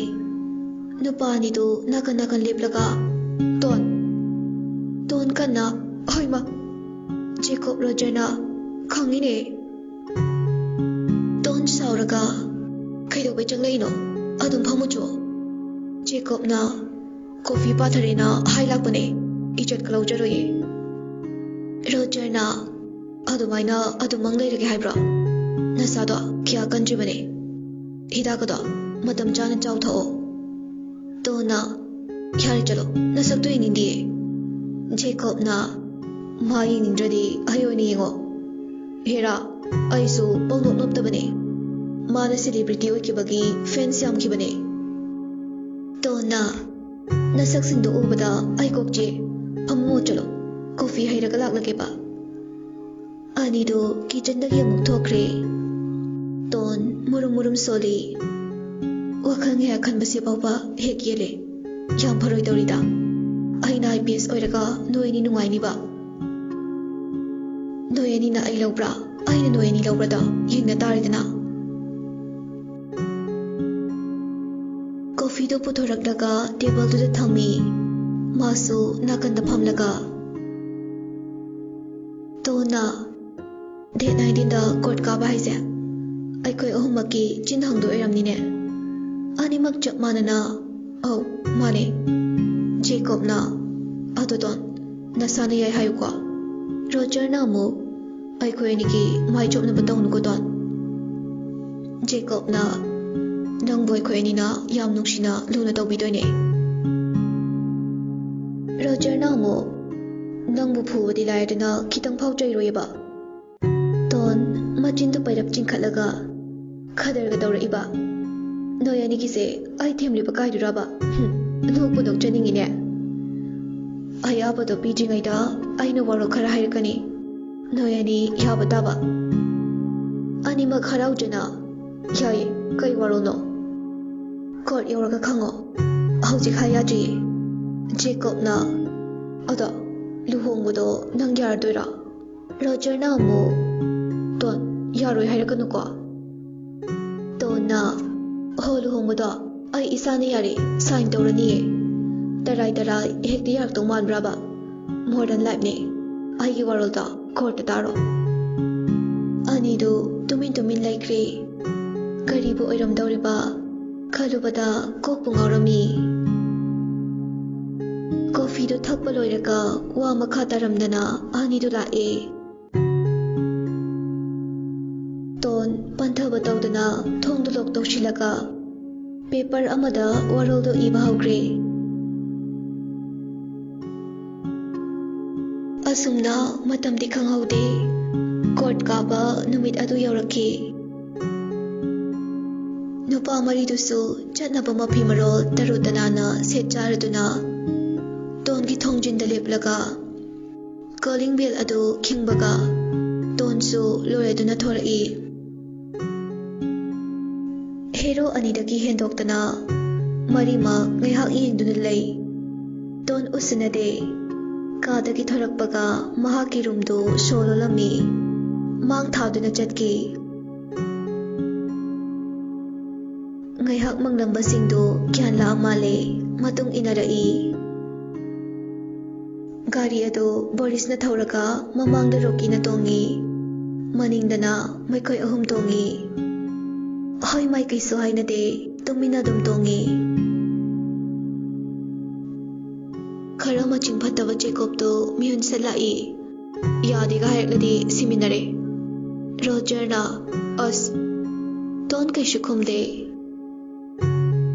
ꯖꯦꯀꯣꯕꯅ ꯅꯪꯕꯨ ꯅꯨꯡꯁꯤꯕꯩ ꯅꯠꯇ꯭ꯔꯣ ꯑꯩꯈꯣꯏ ꯑꯅꯤꯅ ꯂꯧꯒꯦ ꯍꯥꯏꯁꯦ ꯇꯣꯟ ꯇꯞꯅ ꯑꯩꯅ ꯀꯩ ꯍꯥꯏꯈ꯭ꯔꯒꯦ ꯄꯥꯈꯠꯂꯤꯕꯅꯦ ꯀꯩꯅꯣ ꯑꯩꯁꯨ ꯌꯥꯔꯛꯇ꯭ꯔꯗꯤꯅ ꯕꯣꯔꯤꯁꯀ ꯔꯣꯀꯤꯒꯗꯨ ꯅꯣꯛꯏ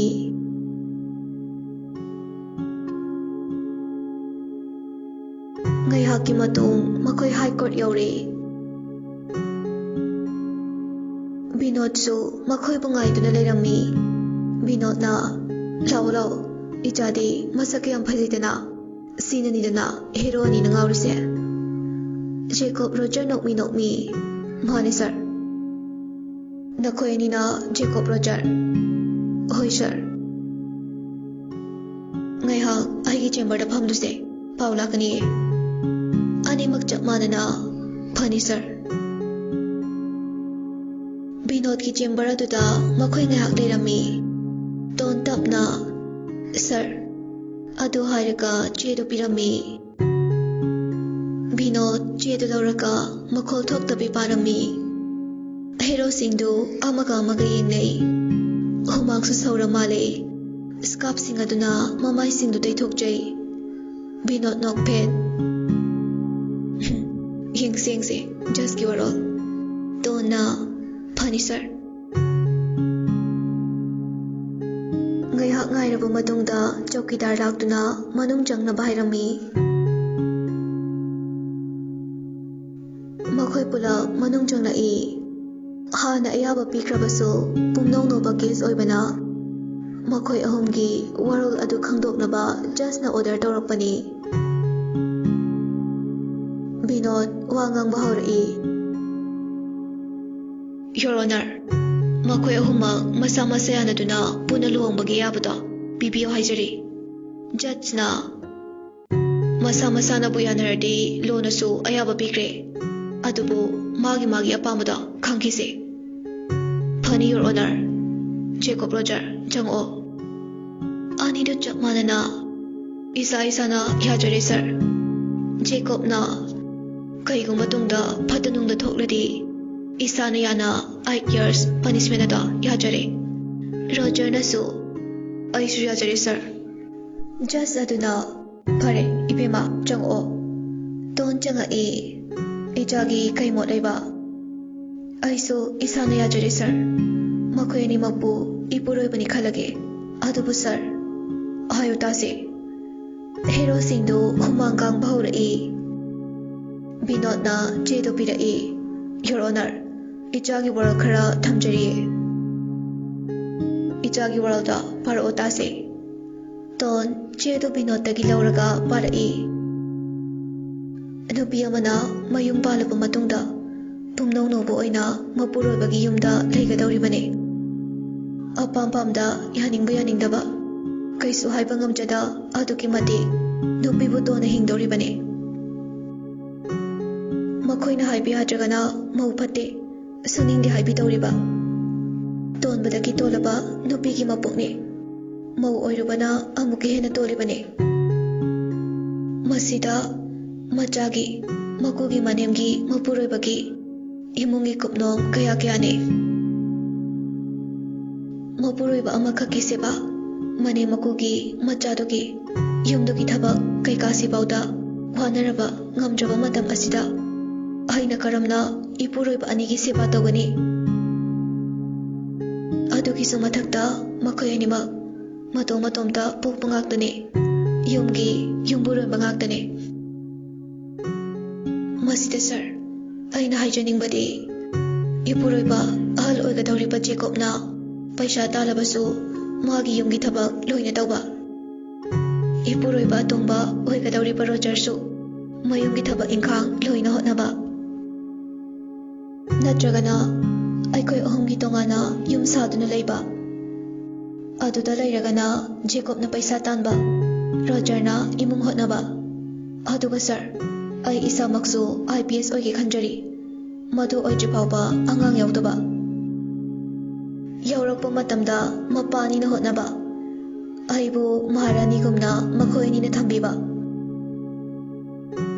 ꯍꯥꯏꯖꯔꯤꯕꯁꯤꯡꯁꯦ ꯃꯈꯣꯏ ꯑꯅꯤꯗꯒꯤ ꯄꯥꯎꯈꯨꯝ ꯄꯥꯝꯖꯩ꯫ ꯖꯖꯇꯨ ꯃꯨꯟꯅ ꯇꯥꯔꯕ ꯃꯇꯨꯡꯗ ꯃꯈꯣꯏ ꯑꯅꯤꯒꯤ ꯄꯥꯎꯈꯨꯝ ꯅꯠꯇ꯭ꯔꯁꯨ ꯑꯩꯅ ꯄꯤꯔꯅꯤ꯫ ꯑꯩꯈꯣꯏꯒꯤ ꯁꯃꯥꯖꯁꯤꯗ ꯅꯨꯄꯤꯕꯨ ꯑꯗꯨꯛꯀꯤ ꯃꯇꯤꯛ ꯊꯥꯛ ꯅꯦꯝꯅ ꯊꯝꯕꯤꯕ, ꯑꯗꯨꯅ ꯏꯆꯥꯅ ꯅꯨꯄꯤ ꯑꯃ ꯑꯣꯏꯅ ꯑꯍꯣꯡꯕ ꯄꯨꯔꯛꯅꯕ ꯍꯥꯏꯕꯗꯤ ꯅꯨꯄꯤꯕꯨ ꯌꯨꯝ ꯄꯥꯜꯂꯕ ꯃꯇꯨꯡꯗ ꯏꯃꯨꯡꯗꯒꯤ ꯍꯦꯟꯗꯣꯛꯇꯅ ꯊꯕꯛ ꯁꯨꯔꯒ ꯊꯝꯕꯩ ꯆꯠꯅꯕꯤꯁꯦ ꯀꯨꯏꯃꯜꯂꯦ, ꯍꯣꯡꯗꯣꯛꯄ ꯗꯔꯀꯥꯔ ꯑꯣꯏꯔꯦ꯫ ꯑꯗꯨꯅ ꯑꯩꯅ ꯑꯌꯥꯕ ꯄꯤꯔꯦ꯫ ꯀꯩꯒꯨꯝꯕ ꯕꯣꯔ ꯑꯅꯤꯅ ꯍꯥꯏꯕ ꯏꯜꯂꯛꯇ꯭ꯔꯕꯗꯤ ꯃꯗꯨꯒꯤ ꯀꯝꯄ꯭ꯂꯦꯟ ꯇꯧꯔꯛꯄ ꯌꯥꯒꯅꯤ, ꯆꯩꯔꯥꯛ ꯄꯤꯒꯅꯤ꯫ ꯇꯣꯟꯅ ꯌꯥꯝ ꯅꯨꯡꯉꯥꯏꯖꯔꯦ ꯌꯣꯔ ꯑꯣꯅꯔ꯫ ꯅꯈꯣꯏ ꯑꯅꯤꯃꯛꯅ ꯅꯨꯄꯤꯁꯤꯕꯨ ꯀꯔꯝꯕ ꯌꯨꯝꯗ ꯂꯩꯍꯟꯒꯅꯤ? ꯀꯔꯤ ꯄꯥꯝꯃꯤ?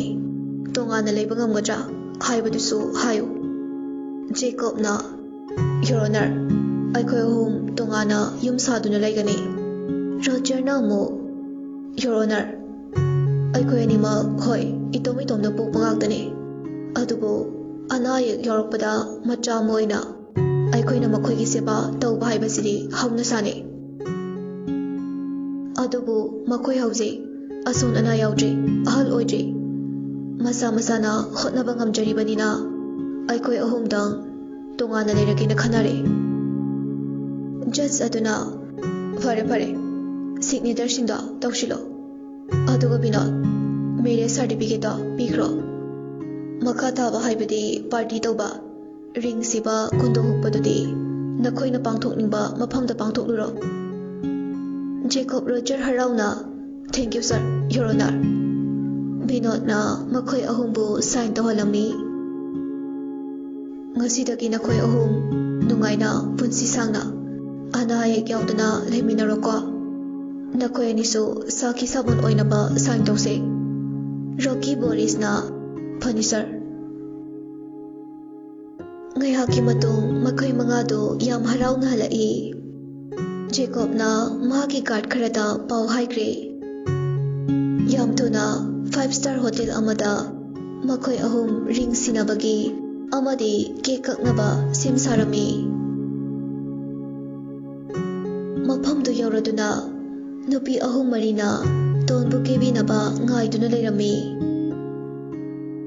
ꯃꯤꯔꯝꯗ ꯑꯣꯏꯔꯕꯁꯨ ꯇꯣꯟ ꯃꯩꯇꯩꯒꯤ ꯐꯖꯔꯕ ꯐꯤ ꯐꯅꯦꯛ, ꯔꯥꯅꯤ ꯐꯤꯒꯤ ꯁꯦꯠ ꯂꯩꯔꯝꯃꯤ꯫ ꯃꯗꯨ ꯍꯥꯟꯅ ꯖꯦꯀꯣꯕ ꯔꯣꯖꯔꯅ ꯁꯤꯟꯈ꯭ꯔꯕ ꯉꯥꯛꯇꯅꯤ꯫ ꯍꯦꯔꯣ ꯑꯅꯤꯗꯨ ꯕꯣꯔꯒꯤ ꯗ꯭ꯔꯦꯁ ꯁꯦꯠꯅꯕ ꯁꯦꯝ ꯁꯥꯔꯝꯃꯤ꯫ ꯂꯥꯏꯕꯛꯇ ꯑꯍꯨꯝꯃꯛ ꯃꯥꯂꯦꯝ ꯂꯩꯁꯥꯁꯨ ꯅꯝꯃꯤ꯫ ꯑꯉꯛꯄ ꯍꯥꯏꯕꯗꯨ ꯑꯣꯏꯒꯗꯧꯔꯤ꯫ ꯃꯤꯗꯤꯌꯥꯒꯤ ꯃꯤꯑꯣꯏ ꯈꯔꯁꯨ ꯂꯣꯟꯅ ꯄꯥꯎ ꯐꯪꯕꯗꯒꯤ ꯃꯐꯝꯗꯨꯗ ꯌꯧꯁꯤꯟꯅꯔꯛꯏ꯫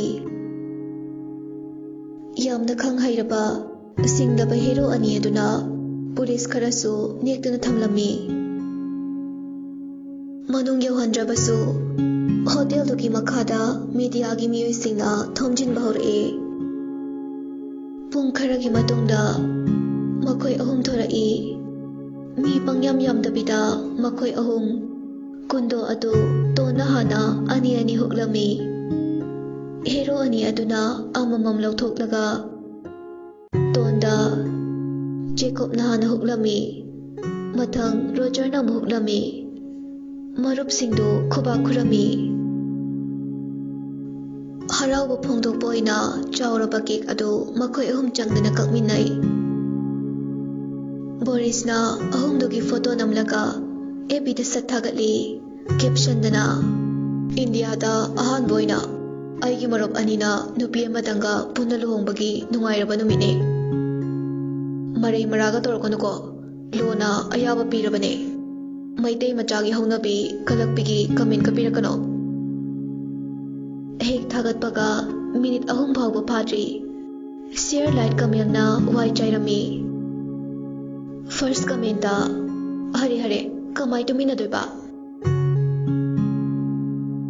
ꯕꯣꯔꯤꯁ ꯔꯤꯄ꯭ꯂꯥꯏ ꯇꯧꯏ, "video ꯌꯦꯡꯉꯤꯔꯣ, ꯀꯂꯛꯏꯔꯣ?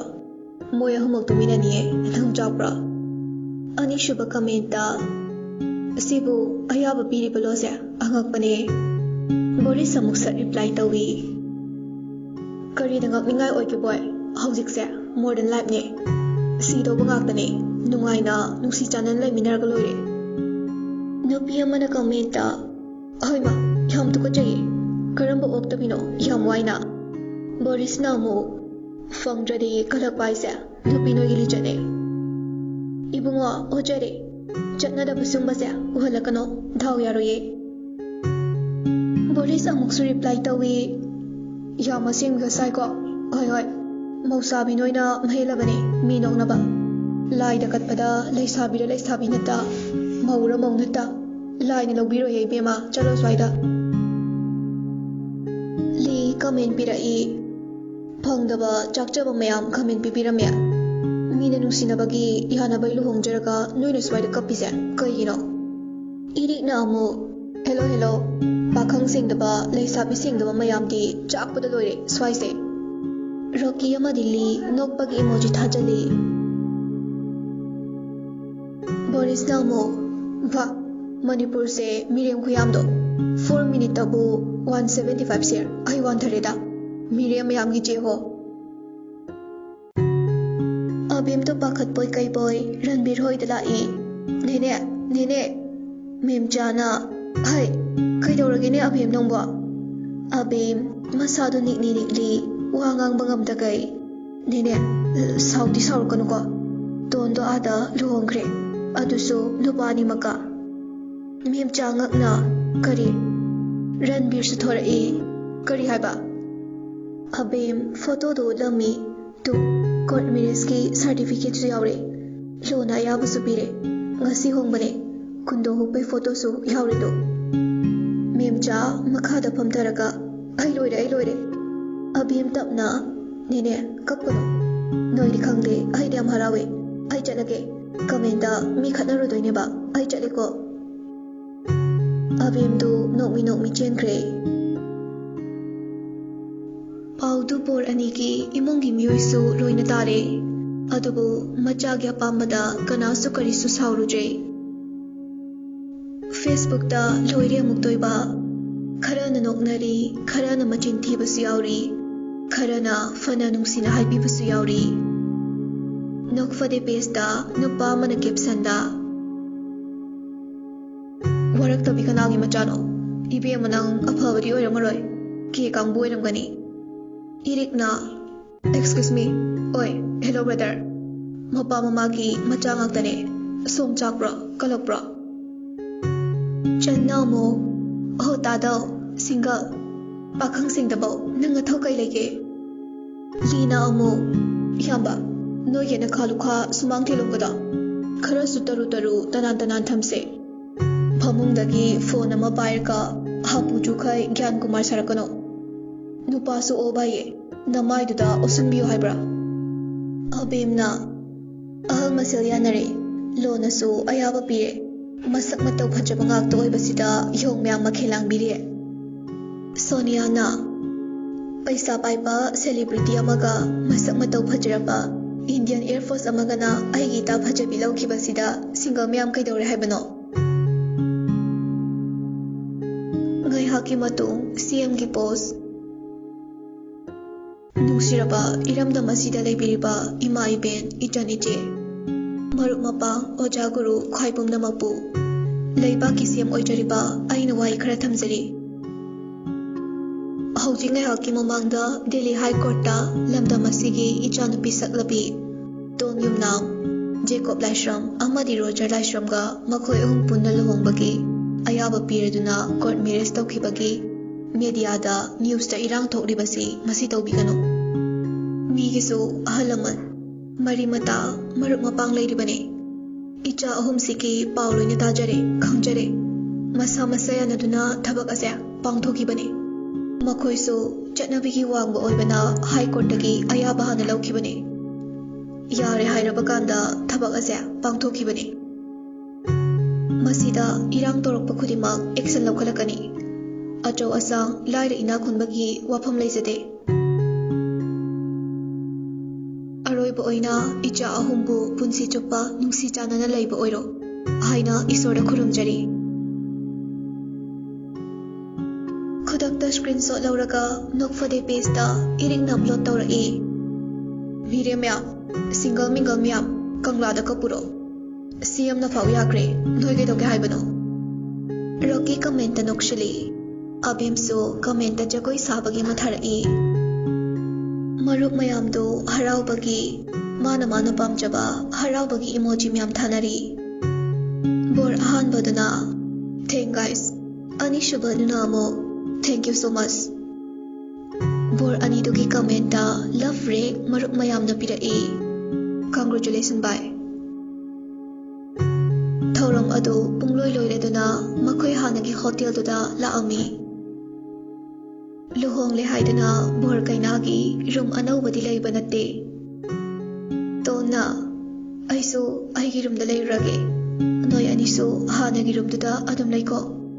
Jacob na us loire tona ai exam kuire disturb torkono adu hariga tonso mahaki room da jangre Roger na bye mahagi apamada yet kiroise haujikti mahak aikhoi ni nupi oirabane hoine dugudi kande se ꯑꯗꯨ ꯁꯔꯨꯛ ꯑꯩꯈꯣꯏ ꯑꯍꯨꯝ ꯂꯩꯅꯕ ꯌꯨꯝ ꯏꯪꯈꯣꯜ ꯂꯩꯅꯕ ꯁꯥꯟꯅꯕ ꯃꯐꯝꯗꯨꯝ ꯌꯦꯡꯂꯨꯁꯦ꯫ ꯖꯦꯀꯣꯕꯅ ꯃꯅꯤꯄꯨꯔꯗ ꯂꯩꯁꯤ ꯀꯩꯅꯣ? ꯍꯣꯏ ꯃꯦ, ꯁꯤꯗ ꯅꯠꯇꯦꯕ ꯑꯩꯅ ꯍꯥꯏꯁꯤꯁꯨ꯫ ꯔꯣꯀꯤꯒ ꯕꯣꯔꯤꯁꯀꯗꯨ ꯔꯨꯝ ꯆꯪꯈ꯭ꯔꯦ꯫ ꯃꯈꯣꯏ ꯑꯅꯤꯗꯤ ꯑꯦꯕꯤꯗ ꯃꯤ ꯈꯠꯅꯔꯤ꯫ ꯍꯦꯔꯣ ꯑꯅꯤ ꯑꯗꯨꯗꯤ ꯃꯋꯥ ꯂꯧꯕꯤꯕ ꯅꯠꯇꯦ꯫ ꯃꯅꯤꯄꯨꯔꯒꯤ ꯃꯐꯝ ꯑꯃꯗ ꯍꯤꯡꯈꯣꯜ ꯌꯣꯟꯕ ꯈꯣꯠꯄ ꯑꯗꯨꯝꯕꯩ ꯇꯥꯊꯣꯛ ꯇꯥꯁꯤꯟ ꯇꯧꯔꯤ ꯅꯦꯠꯇꯒꯤ ꯌꯦꯡꯂꯒ꯫ ꯇꯟꯖꯥꯗꯨꯗ ꯔꯣꯁ ꯐꯣꯟ ꯇꯧꯔꯛꯏ꯫ ꯃꯃꯥ, ꯊꯣꯏꯕ, ꯑꯩꯈꯣꯏ ꯂꯣꯏꯅ ꯄꯥꯎ ꯇꯥꯔꯦ꯫ ꯅꯈꯣꯏꯅꯕꯨ ꯌꯥꯅꯔꯗꯤ ꯑꯩꯈꯣꯏꯗꯤ ꯀꯩꯁꯨ ꯀꯥꯏꯗꯦ, ꯑꯗꯣ ꯂꯩꯕꯒꯤꯗꯤ ꯀꯃꯥꯏ ꯇꯧꯕ? ꯃꯃꯥ, ꯑꯩꯈꯣꯏ ꯑꯍꯨꯝꯇꯪ ꯇꯣꯉꯥꯟꯅ ꯌꯨꯝ ꯁꯥꯔꯒ ꯂꯩꯔꯁꯤ ꯍꯥꯏꯅꯔꯦ꯫ ꯍꯣꯏ, ꯀꯩꯁꯨ ꯀꯥꯏꯗꯦꯗ, ꯑꯗꯨꯅꯁꯨ ꯐꯔꯦ꯫ ꯃꯐꯝꯗꯣ ꯈꯔ ꯅꯨꯡꯉꯥꯏꯒꯗꯧꯕ ꯌꯦꯡꯂꯝꯕꯅꯦ ꯔꯣꯖꯔ ꯑꯩꯈꯣꯏ ꯑꯅꯤ꯫ ꯍꯣꯏ, ꯃꯐꯝꯗꯣ ꯍꯥꯏꯔꯛꯑꯣ, ꯌꯦꯡꯂꯒ ꯌꯨꯝ ꯀꯩ ꯁꯥꯅꯕ ꯅꯣꯏ ꯄꯥꯕꯨꯡꯗ ꯍꯥꯏꯔꯒꯦ, ꯃꯤ ꯅꯦꯛꯂꯒꯦ꯫ ꯍꯣꯏ ꯃꯃꯥ꯫ ꯑꯗꯣ ꯀꯔꯝ ꯀꯥꯟꯗ ꯊꯣꯔꯛꯀꯅꯤ? ꯇꯣꯟ ꯑꯦꯛꯖꯥꯝ ꯄꯤꯗꯧ ꯋꯥꯠꯂꯤꯌꯦ, ꯑꯗꯨ ꯂꯣꯏꯗ꯭ꯔꯤꯐꯥꯎ ꯊꯣꯔꯛꯇꯧ ꯃꯥꯟꯗꯦ꯫ ꯔꯣꯀꯤꯒ ꯕꯣꯔꯤꯁꯀꯗꯤ ꯂꯥꯛꯅꯅꯤꯗ꯫ ꯐꯔꯦ꯫ ꯐꯣꯟ ꯊꯝꯈꯤꯕꯒ ꯔꯣꯖꯔꯁꯨ ꯃꯃꯥꯕꯨ ꯅꯤꯡꯁꯤꯡꯂꯛꯂ ꯃꯥꯜꯂꯦ, ꯀꯣꯜ ꯇꯧꯔꯝꯃꯤ꯫ ꯃꯃꯥ ꯍꯣꯏꯅꯗꯤ ꯃꯍꯥꯛꯀꯤ ꯅꯝꯕꯔ ꯈꯪꯗ꯭ꯔꯕꯁꯨ ꯔꯣꯖꯔꯗꯤ ꯃꯄꯥ ꯃꯃꯥꯒꯤ ꯅꯝꯕꯔ ꯈꯪꯂꯤꯕꯅꯤ꯫ ꯔꯤꯇꯥꯅ ꯍꯦꯂꯣ, ꯔꯣꯖꯔ ꯀꯩꯁꯨ ꯈꯨꯝꯗꯦ꯫ ꯍꯦꯂꯣ, ꯀꯅꯥ ꯑꯣꯏꯕꯤꯔꯕꯅꯣ? ꯔꯣꯖꯔ ꯇꯞꯅ ꯃꯃꯥ, ꯔꯤꯇꯥ ꯁ꯭ꯋꯥꯏ ꯂꯥꯎꯏ, ꯏꯃꯥꯒꯤ ꯊꯣꯏ꯫ ꯃꯃꯥ, ꯑꯩ ꯂꯨꯍꯣꯡꯉꯦ꯫ ꯏꯃꯥ ꯄꯥꯎ ꯇꯥꯔꯦ꯫ ꯅꯈꯣꯏꯒꯤ ꯑꯄꯥꯝꯕꯗ ꯑꯩꯈꯣꯏ ꯀꯩꯁꯨ ꯍꯥꯏꯔꯔꯣꯏ꯫ ꯅꯈꯣꯏꯅꯕꯨ ꯌꯥꯅꯔꯗꯤ ꯅꯨꯡꯁꯤ ꯆꯥꯟꯅꯅ ꯂꯩꯃꯤꯟꯅꯔꯣ, ꯏꯃꯥꯅꯁꯨ ꯌꯥꯔꯦ꯫ ꯔꯣꯖꯔ ꯍꯔꯥꯎꯕꯒꯤ ꯃꯤꯅꯣꯛꯂꯛꯇ ꯃꯄꯤꯁꯨ ꯇꯥꯔꯛꯏ꯫ ꯍꯣꯏ ꯃꯥ, ꯑꯩꯈꯣꯏ ꯁꯤꯗ ꯃꯇꯝ ꯈꯔꯗꯤ ꯂꯩꯈꯤꯅꯤ, ꯑꯗꯨꯒ ꯃꯅꯤꯄꯨꯔꯗ ꯌꯨꯝ ꯁꯥꯔꯒ ꯑꯩꯈꯣই ꯑꯍꯨꯝ ꯄꯨꯟꯅ ꯂꯩꯒꯅꯤ꯫ ꯍꯣꯏ, ꯀꯩꯁꯨ ꯀꯥꯏꯗꯦꯗ, ꯑꯗꯣ ꯏꯆꯥꯅ ꯀꯩꯝꯇ ꯇꯧꯗꯅ ꯂꯩꯕꯗꯤ ꯄꯥꯝꯗꯤꯌꯦ꯫ ꯅꯪꯁꯨ ꯀꯩꯀꯩꯅꯣ ꯊꯕꯛ ꯑꯃꯇꯗꯤ ꯇꯧꯁꯤꯗꯅ꯫ ꯍꯣꯏ ꯃꯃꯥ, ꯐꯔꯦ, ꯀꯣꯟꯅ ꯑꯃꯨꯛ ꯇꯧꯔꯛꯂꯒꯦ, ꯊꯝꯃꯒꯦꯀꯣ꯫ ꯍꯣꯏ, ꯊꯝꯃꯣ꯫ ꯐꯣꯟ ꯊꯝꯈꯤꯕꯒ ꯖꯦꯀꯣꯕꯅ ꯅꯣꯏ ꯃꯥ ꯍꯣꯏꯅꯁꯨ ꯌꯥꯔꯕꯣ? ꯌꯥꯔꯦ꯫ ꯍꯣ, ꯅꯍꯥꯟꯈꯩꯅ ꯌꯥꯗ꯭ꯔꯤꯗꯣ ꯅꯇꯣꯝꯇꯅ ꯅꯨꯄꯤ ꯂꯧꯕ ꯑꯣꯏꯔꯝꯅꯤꯌꯦ, ꯍꯧꯖꯤꯛꯅ ꯄꯨꯟꯅ ꯂꯧꯃꯤꯟꯅꯕ ꯌꯥꯔꯛꯄ꯫ ꯐꯠꯇ꯭ꯔꯤꯁꯦ ꯑꯩꯈꯣꯏ ꯃꯥ ꯍꯣꯏ ꯑꯣꯏꯔꯝꯃꯤ, ꯅꯣꯏ ꯃꯥꯗꯤ ꯊꯤ ꯐꯔꯝꯃꯦꯍꯦ꯫ ꯀꯔꯦꯝꯅꯩꯕ ꯁꯣꯝꯒꯤꯁꯦ? ꯅꯠꯆꯗꯦ꯫ ꯔꯣꯀꯤꯅ ꯑꯣꯏ ꯕꯣꯔꯅꯥꯋꯥꯅꯤ, ꯀꯩꯅꯥ ꯌꯥꯎꯗ꯭ꯔꯁꯨ ꯅꯣꯏ ꯑꯅꯤꯗꯤ ꯇꯨꯃꯤꯟꯅꯧ ꯍꯥ꯫ ꯖꯦꯀꯣꯕꯅ ꯇꯨꯃꯤꯟꯅꯗꯣꯏꯅꯦ, ꯑꯗꯨ ꯀꯩꯗꯧꯔꯒꯦ? ꯑꯁꯨꯝꯅ ꯍꯔꯥꯎ ꯂꯩꯃꯤꯟꯅꯔꯛꯄꯅ ꯃꯇꯝ ꯈꯔ ꯂꯩꯔꯒ ꯔꯣꯀꯤ ꯑꯃꯗꯤ ꯕꯣꯔꯤꯁ ꯃꯅꯤꯄꯨꯔꯗ ꯍꯟꯈ꯭ꯔꯦ꯫ ꯃꯐꯝ ꯑꯃ ꯌꯦꯡꯗꯨꯅ ꯃꯄꯥꯁꯤꯡꯁꯨ ꯋꯥ ꯇꯥꯅꯗꯨꯅ ꯃꯈꯣꯏ ꯑꯍꯨꯝꯒꯤ ꯂꯩꯐꯝ ꯌꯨꯝ ꯁꯥꯅꯕ ꯁꯦꯝ ꯁꯥꯈ꯭ꯔꯦ꯫ ꯁꯥꯎꯔꯨꯔꯒ ꯀꯩꯗꯧꯔꯨꯅꯤ, ꯔꯟꯕꯤꯔꯁꯨ ꯍꯧꯖꯤꯛꯇꯤ ꯎꯄꯥꯏ ꯂꯩꯇ꯭ꯔꯕꯅꯤꯅ ꯌꯥꯔꯛꯑꯦ꯫ ꯃꯆꯥꯅꯨꯄꯤꯕꯨ ꯍꯦꯛ ꯂꯥꯛꯄꯒ ꯂꯧꯈꯠꯄꯤꯅꯕ ꯋꯥ ꯈꯟꯅꯔꯤ꯫ ꯃꯇꯝꯗꯤ ꯁꯨꯝ ꯍꯧꯈꯤ꯫ ꯕꯣꯔ ꯑꯅꯤ ꯑꯗꯨꯁꯨ ꯀꯩꯅꯥꯗ ꯑꯌꯦꯠꯄ ꯄꯤꯔꯨꯗꯦ꯫ ꯃꯤꯅ ꯉꯥꯡꯅꯒꯦꯔꯥ ꯅꯣꯛꯅꯒꯦꯔꯥ ꯇꯥꯕꯤꯗ꯭ꯔꯒ ꯂꯣꯏꯔꯦ, ꯇꯜꯂꯒ ꯃꯥꯏꯅ ꯇꯣꯛꯆꯁꯅꯤ ꯈꯟꯗꯨꯅ ꯂꯩꯔꯛꯄꯅꯤ꯫ ꯍꯥꯏꯒꯨꯝꯗꯅ ꯃꯇꯝ ꯈꯔ ꯅꯣꯛꯅꯔꯝꯕꯗꯨ ꯋꯥꯔꯛꯂ ꯃꯥꯜꯂꯦ꯫ ꯃꯅꯥ ꯃꯅꯤꯟ ꯅꯥꯏꯈꯤꯗ꯭ꯔꯦ, ꯀꯥꯎꯊꯣꯛꯄꯁꯨ ꯌꯥꯎꯅꯈ꯭ꯔꯦ꯫ ꯆꯍꯤ ꯑꯃ ꯍꯧꯈꯤ, ꯑꯅꯤ ꯍꯧꯈꯤ, ꯑꯗꯨꯕꯨ ꯑꯍꯣꯡꯕꯗꯤ ꯀꯩꯁꯨ ꯂꯩꯔꯝꯗꯦ꯫ ꯇꯣꯟꯁꯨ ꯍꯧꯖꯤꯛꯇꯤ ꯑꯦꯛꯖꯥꯝ ꯃꯥꯏ ꯄꯥꯛꯂꯗꯨꯅ ꯇ꯭ꯔꯦꯅꯤꯡ ꯆꯠꯈ꯭ꯔꯦ꯫ ꯖꯦꯀꯣꯕꯁꯨ USAꯗ ꯆꯍꯤꯗꯨꯒꯤ ꯄꯥꯏꯠꯁꯇꯟꯒꯤ ꯆꯦꯝꯄꯤꯌꯟꯁꯤꯞ ꯌꯥꯎꯔꯨꯅꯕ ꯃꯍꯥꯛꯁꯨ ꯆꯠꯈ꯭ꯔꯦ꯫ ꯔꯣꯖꯔꯁꯨ ꯃꯅꯤꯄꯨꯔ ꯊꯣꯔꯛꯇꯨꯅ ꯌꯨꯝ ꯁꯥꯔꯤꯕꯗꯨ ꯌꯦꯡꯁꯤꯜꯂꯝꯃꯤ꯫ ꯊꯕꯛ ꯇꯧꯗ꯭ꯔꯕꯁꯨ ꯌꯨꯝꯗꯤ ꯃꯥꯅ ꯍꯣꯠꯅꯗꯧꯔꯤꯕꯅꯤꯅ ꯑꯄꯥꯝꯕ ꯗꯤꯖꯥꯏꯟ ꯀꯌꯥ ꯇꯥꯛꯇꯨꯅ ꯏꯟꯖꯤꯅꯤꯌꯔꯁꯤꯡꯒ ꯇꯣꯏꯅ ꯇꯥꯟꯅꯔꯝꯃꯤ꯫ ꯑꯁꯨꯝꯅ ꯆꯍꯤ 3.5 ꯁꯨꯈꯤ꯫ ꯖꯦꯀꯣꯕꯁꯨ ꯑꯔꯣꯏꯕ ꯑꯣꯏꯔꯦ ꯍꯥꯏꯗꯨꯅ ꯃꯌꯥꯝꯗ ꯂꯥꯎꯊꯣꯛꯈꯤ꯫ ꯃꯥꯒꯤ ꯐꯦꯟꯁ ꯀꯌꯥꯗꯤ ꯋꯥꯍꯩꯗꯨ ꯇꯥꯕꯗ ꯊꯃꯣꯏ ꯀꯥꯏꯈꯤ꯫ ꯑꯗꯨꯕꯨ ꯃꯥꯒꯤꯁꯨ ꯏꯃꯨꯡ, ꯅꯨꯄꯤ ꯑꯉꯥꯡ, ꯇꯨꯡꯒꯤ ꯈꯟꯗ ꯌꯥꯗꯕꯅ ꯕꯥꯏꯠꯁꯇꯟ ꯇꯧꯕꯗꯨ ꯄꯣꯊꯥꯈꯤ꯫ ꯍꯧꯖꯤꯛꯇꯤ ꯃꯈꯣꯏ ꯑꯍꯨꯝ ꯄꯨꯟꯅ ꯌꯨꯝꯗꯨꯗ ꯅꯨꯡꯉꯥꯏꯅ ꯂꯩꯃꯤꯟꯅꯔꯦ꯫ ꯔꯟꯕꯤꯔꯅ ꯃꯆꯥꯕꯨ ꯆꯥꯎꯅ ꯂꯧꯈꯠꯄꯤꯔꯝꯃꯤ꯫ ꯃꯈꯣꯏ ꯑꯍꯨꯝ ꯌꯨꯝ ꯑꯃꯗ ꯂꯩꯖꯔꯕꯁꯨ ꯑꯃꯗ ꯑꯗꯨꯝ ꯆꯪꯊꯣꯛ ꯆꯪꯁꯤꯟ ꯇꯧꯔꯝꯃꯤ꯫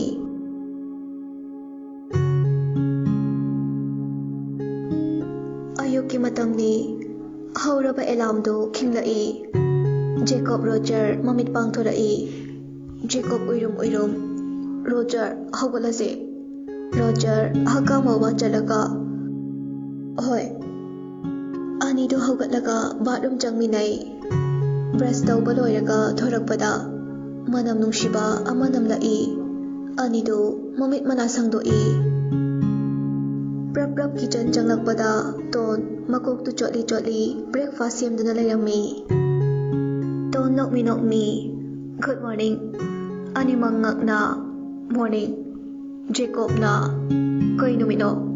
ꯔꯣꯖꯔꯅ ꯁꯟꯗꯦꯅꯦ꯫ ꯖꯦꯀꯣꯕ ꯄꯩꯔꯞ ꯑꯩꯁꯨ ꯈꯪꯉꯦ꯫ ꯇꯣꯟ ꯀꯩꯁꯨ ꯊꯧꯁꯥꯗꯅ ꯍꯣ ꯁꯟꯗꯦ ꯑꯣꯏꯔꯁꯨ ꯑꯩꯕꯨꯗꯤ ꯁꯨꯇꯤ ꯂꯩꯇꯤꯌꯦ꯫ ꯑꯗꯣ ꯑꯣꯐꯤꯁꯇꯤ ꯊꯦꯡꯅ ꯆꯠꯂꯁꯨ ꯌꯥꯏꯌꯦ꯫ ꯑꯗꯨꯒꯤ ꯕ꯭ꯔꯦꯛꯐꯥꯁ ꯁꯦꯝꯕꯤꯕꯅꯦ꯫ ꯔꯣꯖꯔꯅ ꯑꯗꯣ ꯇꯣꯟ ꯆꯥꯛꯇꯨꯁꯨ ꯅꯪ ꯊꯣꯡꯉꯣ꯫ ꯅꯪ ꯊꯣꯡꯕ ꯌꯥꯝ ꯆꯥꯅꯤꯡꯉꯦꯕ꯫ ꯍꯣꯏ ꯊꯣꯡꯒꯦ꯫ ꯖꯦꯀꯣꯕꯅ ꯏꯁ ꯌꯥꯔꯣꯏ꯫ ꯑꯗꯨꯏꯗꯤ ꯅꯨꯡꯗꯥꯡꯁꯨ ꯅꯪ ꯊꯣꯡ ꯇꯥꯕ꯫ ꯔꯣꯖꯔꯅ ꯅꯨꯡꯗꯥꯡꯗꯤ ꯃꯤꯁꯨ ꯑꯣꯐꯤꯁ ꯍꯜꯂꯛꯄꯩ ꯋꯥꯅꯤꯌꯦ꯫ ꯌꯥꯝ ꯁꯤꯡꯕꯩ ꯋꯥꯅꯤꯅꯦ꯫ ꯑꯌꯨꯛꯅ ꯅꯪꯒꯤ ꯅꯨꯡꯗꯥꯡꯅ ꯑꯩꯒꯤ꯫ ꯌꯥꯔꯣꯏ ꯃꯤꯆꯪ ꯃꯤꯈꯥꯏ ꯅꯥꯏꯕ꯫ ꯑꯅꯤꯁꯤꯗꯤꯕ ꯍꯣꯏ ꯌꯥꯔꯦꯁꯦ꯫ ꯅꯨꯡꯗꯥꯡꯁꯨ ꯑꯩ ꯊꯣꯡꯂꯒꯦ ꯉꯁꯤꯗꯤ꯫ ꯕ꯭ꯔꯦꯛꯐꯥꯁ ꯆꯥꯔꯖ ꯂꯥꯛꯑꯣ꯫ ꯄꯥꯎ ꯅꯨꯡꯉꯥꯏꯕ ꯑꯃꯁꯨ ꯇꯝꯕꯤꯒꯦ꯫ ꯑꯅꯤꯗꯨ ꯍꯔꯥꯎ ꯗꯥꯏꯅꯤꯡ ꯇꯦꯕꯜ ꯑꯗꯨꯗ ꯐꯝꯃꯤ꯫ ꯀꯩ ꯄꯥꯎꯅꯣ? ꯇꯣꯟ ꯅꯣꯛꯃꯤ ꯑꯩ ꯄ꯭ꯔꯦꯒꯅꯦꯟ ꯑꯣꯏꯔꯦ꯫ ꯍꯦꯔꯣ ꯑꯅꯤꯗꯨ ꯉꯛꯅ ꯍꯥ ꯑꯁꯦꯡꯕꯩꯔꯣ? ꯖꯦꯀꯣꯕꯅ ꯑꯩꯒꯤ ꯏꯆꯥ ꯑꯣꯏꯗꯣꯏꯅꯤꯀꯣ ꯑꯩꯅ ꯑꯍꯜꯅꯤꯅ꯫ ꯔꯣꯖꯔꯅ ꯑꯃꯨꯛ ꯑꯗꯨꯃꯥꯏꯅ ꯅꯕꯨꯛ ꯐꯠꯇꯕ ꯇꯧꯔꯛꯀꯅꯣ ꯑꯩꯒꯤꯁꯨ ꯏ ꯌꯥꯎꯔꯤꯕꯅꯦ꯫ ꯃꯊꯪ ꯄꯣꯛꯄꯗ ꯅꯪꯒꯤ ꯑꯣꯏꯔꯣ ꯀꯩꯗꯧꯔꯒꯦ?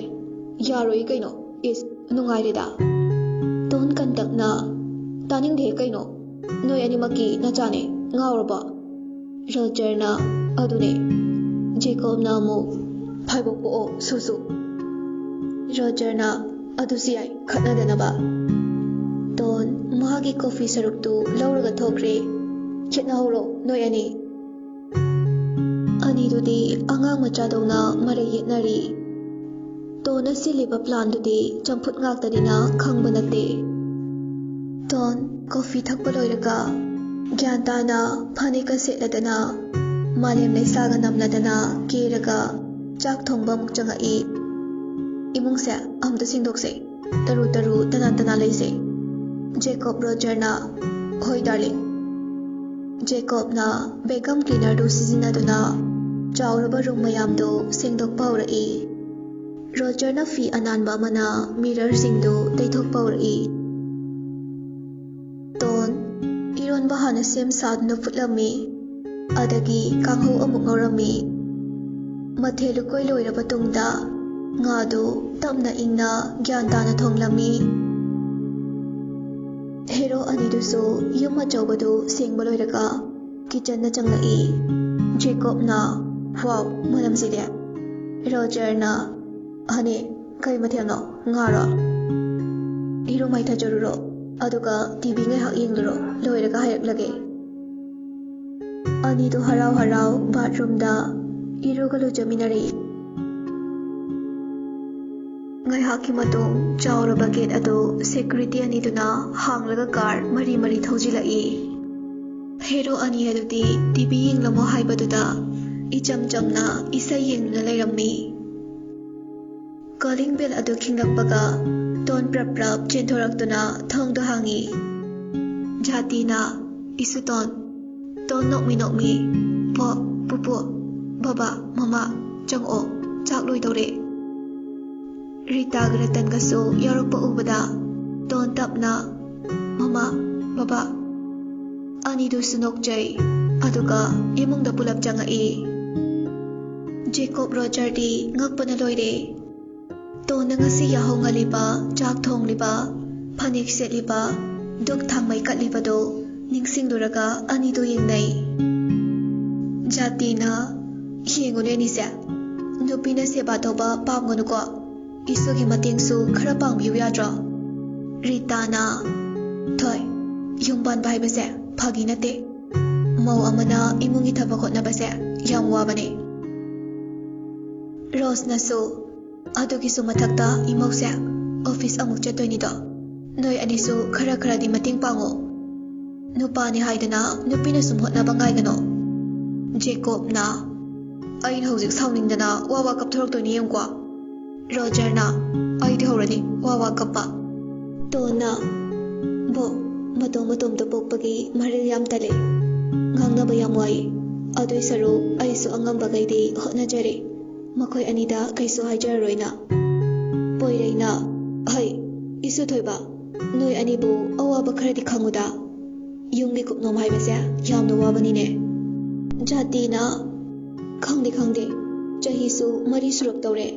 Angang yaudradi mina mungdoknani ko. Jacob Roger chapmanana bo ma mirolabani. Mayamdu haraubata loire. Ton sunoksinai wakhalda soije nahan suti laukida ngairi. Aina si hainaba kadar tawraga thajari. Ma iwa gadani. Thaina yam nirakpada aina uru hek ungbada yaiko. Khangbada lemna tharoiba. Noi anina aibiyam olakpani. Jati na asuk saukraba yumase thabak subi thambas nataba isuna loina hotnariba. Hai isu thoiba haujikti masawai sangrabane. Thaidagi matamda natrabane. Nakhoina hena khanghairabane. Matamse kiyam hongla haibado. Adunane isu tonbu awaba tohanganuko. Nakhoi anisu imung jawsadana leiba matam natre. Thabakda khara mating pangno. Jacob makoktu yongna hotpadawna khara hotatli. Hoiba hotnage. Loin hotnajarge. Yare chak chawrase. Roger lau chak thiurase. Hoi. Rose na is ngasai kaina phamleiraga haujita thabak pharaiba. Ton tapna dhako dharos yarani aithige. Noi anina khangloiba. Ado hairaga masu mapuroiba anigi matung inaki. Kitchenda Jacob na aikhoibu kemta sudaba tahandana. Roger na mu lupinang kadar dawnuko. Ngasi khak yahaungalaga. Ton kaisu thausadana. Aina sumaina nupi ama oibaki hotnaba saba kaise. Noi anigi mai natra. Aigi lichattu khangladi pamje divorce tawra haira oidra. Ai budi aye divorce tawra sesu. Ada noi anidi 8 years deal da kyan darba. Anidu mamit mana chap hek yungi. Tona chakto sajathiro amani hinjang do hapo. Ai puk yam nai ko ngayak ta phamgiba. Roger pakhatna doctor chachira. Yare wabaine ai waba yadi. Jacob na ada sumaina makhoi lakani hayu yadra. Aduidi nganta akhoi na thong thaktana hotnaroidra. Adune nangna thongbani hairusu yabaduba. Dandi gi jaribani nahankai. Noi anina kyam thong thakpa hairagana. Jacob na training amu chotkidra khangreda. Roger na mu aina kangsoi thongmada nangna hawe haidudi. Yare taningje sajathiro. Jacob na amu is aisu kanghau phawdi phajna ngau bhairabani natrani ton. I karaktoni yengo. Animak pakhatna hoi thirage. Jacob na chaktu sasathirami. Roger ne hinjang du hapami. Ton mi changlakpa ubada manak waida leiriba Roger gi khabaidu tablai. Aduga dharos isang haibiro. Roger di khangdabanina. Hoi. Rita na yarabo mama hoi tara uge. Rose na amo imai mathil mayam se. Roger na yarni mama ekoi dum hotnarge. Rita na imong na hayeng angang unakraga yerum phawba phutba itaba nangna kari sebano tawtoiduba. Jacob na ꯑꯩꯗꯤ ꯆꯥꯛ ꯊꯣꯡꯂꯅꯤ ꯑꯉꯥꯡ ꯃꯊꯤꯅ ꯃꯥꯅ ꯃꯥꯏ ꯁꯨꯖꯁꯅꯤ ꯇꯣꯟꯅ ꯌꯥꯝ ꯃꯥꯟꯗ꯭ꯔꯥ ꯅꯨꯡꯇꯤꯒꯤ ꯑꯩ office ꯆꯠꯂꯝꯗꯥꯏ ꯐꯥꯎꯕ ꯇꯨꯝꯕ ꯍꯦꯛ ꯍꯧꯗꯣꯛꯅꯩ ꯅꯣꯏ ꯑꯅꯤꯅ ꯑꯩ ꯃꯇꯦꯡ ꯄꯥꯡꯅꯤ ꯀꯥꯏꯗꯨꯗꯤ ꯃꯪꯗ ꯐꯥꯎ ꯃꯪꯗ꯭ꯔꯦ ꯖꯦꯀꯣꯕ ꯔꯣꯖꯔꯅ ꯏꯁ ꯕꯥ ꯑꯣꯐꯤꯁ ꯋꯥꯅ ꯍꯜꯂꯛꯄꯗ ꯃꯈꯣꯏ ꯑꯅꯤꯅ ꯆꯥꯔꯝꯕꯒꯤ ꯂꯨꯈꯥꯛ ꯐꯥꯎꯕ ꯐꯦꯡꯕꯤꯔꯝꯕ ꯅꯠꯇꯦꯗ ꯖꯦꯀꯣꯕ ꯔꯣꯖꯔꯅ ꯏꯁ ꯕꯥ ꯑꯩꯅ ꯆꯥꯛꯈꯨꯝ ꯁꯨꯇꯤ ꯊꯥꯔꯗꯤ ꯆꯥꯛ ꯊꯣꯡꯗ꯭ꯔꯦ ꯂꯩꯔꯒ ꯆꯥꯔꯦ ꯑꯅꯤꯃꯛ ꯑꯃꯨꯛꯁꯨ ꯆꯞ ꯃꯥꯟꯅꯅ ꯏꯁ ꯕꯥꯕꯥ ꯔꯣꯁꯅ ꯑꯗꯨꯒꯤ ꯈꯨꯇꯟꯗꯨꯅꯁꯨ ꯅꯨꯄꯤ ꯑꯃꯈꯛ ꯂꯧꯃꯤꯟꯅꯩꯅꯦꯕ ꯔꯤꯇꯥꯅ ꯏꯄꯨꯔꯣꯏꯕ ꯑꯃꯈꯛꯀꯤ ꯁꯦꯕꯥ ꯐꯥꯎꯕ ꯉꯝꯅꯗ꯭ꯔꯕ ꯋꯥꯅꯔꯕ ꯃꯇꯝꯁꯤꯗ ꯁꯨꯅꯤꯡꯗꯕ ꯅꯣꯏ ꯑꯅꯤꯒꯤ ꯏꯃꯧꯅ ꯍꯣꯠꯅꯩꯕ ꯔꯣꯁꯅ ꯑꯉꯥꯡꯒ ꯌꯥꯎꯔꯛꯂꯗꯤ ꯀꯃꯥꯏ ꯇꯧꯅꯤ ꯅꯣꯏ ꯑꯅꯤꯕꯨ ꯈꯔ ꯒ꯭ꯌꯥꯟ ꯇꯥꯔꯣꯗ ꯇꯣꯟꯅ ꯒ꯭ꯌꯥꯟ ꯇꯥꯔꯕꯣꯏ ꯅꯤꯡꯉꯦ ꯙꯞꯇꯤ ꯑꯃꯨꯛ ꯇꯣꯏꯕ ꯗꯦꯜꯂꯤ ꯂꯩꯔꯤꯉꯩꯗ ꯂꯣꯏꯔꯦ ꯑꯗꯨꯒ ꯁꯤꯗ ꯂꯩꯔꯛꯂꯀꯥꯟꯗꯅ ꯑꯩ ꯁꯦꯀꯦꯟ ꯑꯝꯇ ꯍꯦꯛ ꯄꯣꯊꯥꯍꯟꯗꯦ ꯔꯣꯖꯔꯒ ꯖꯦꯀꯣꯕꯀꯗꯨꯅ ꯏꯁ ꯍꯧꯖꯤꯛꯁꯨꯅꯦ ꯃꯊꯦꯜ ꯃꯌꯥꯝꯁꯦ ꯁꯦꯝꯕꯤꯗ꯭ꯔꯁꯨ ꯉꯁꯤꯗꯗꯤ ꯁꯦꯝꯕꯤꯌꯨ ꯍꯥꯏꯕꯗ ꯌꯥꯔꯛꯇꯕꯩꯅꯦ ꯁꯦꯀ꯭ꯌꯨꯔꯤꯇꯤꯗ ꯁꯦꯝꯍꯜꯂꯤꯅꯦ ꯖꯦꯀꯣꯕ ꯔꯣꯖꯔꯅ ꯍꯥꯏꯁꯨ ꯍꯥꯏꯗꯅ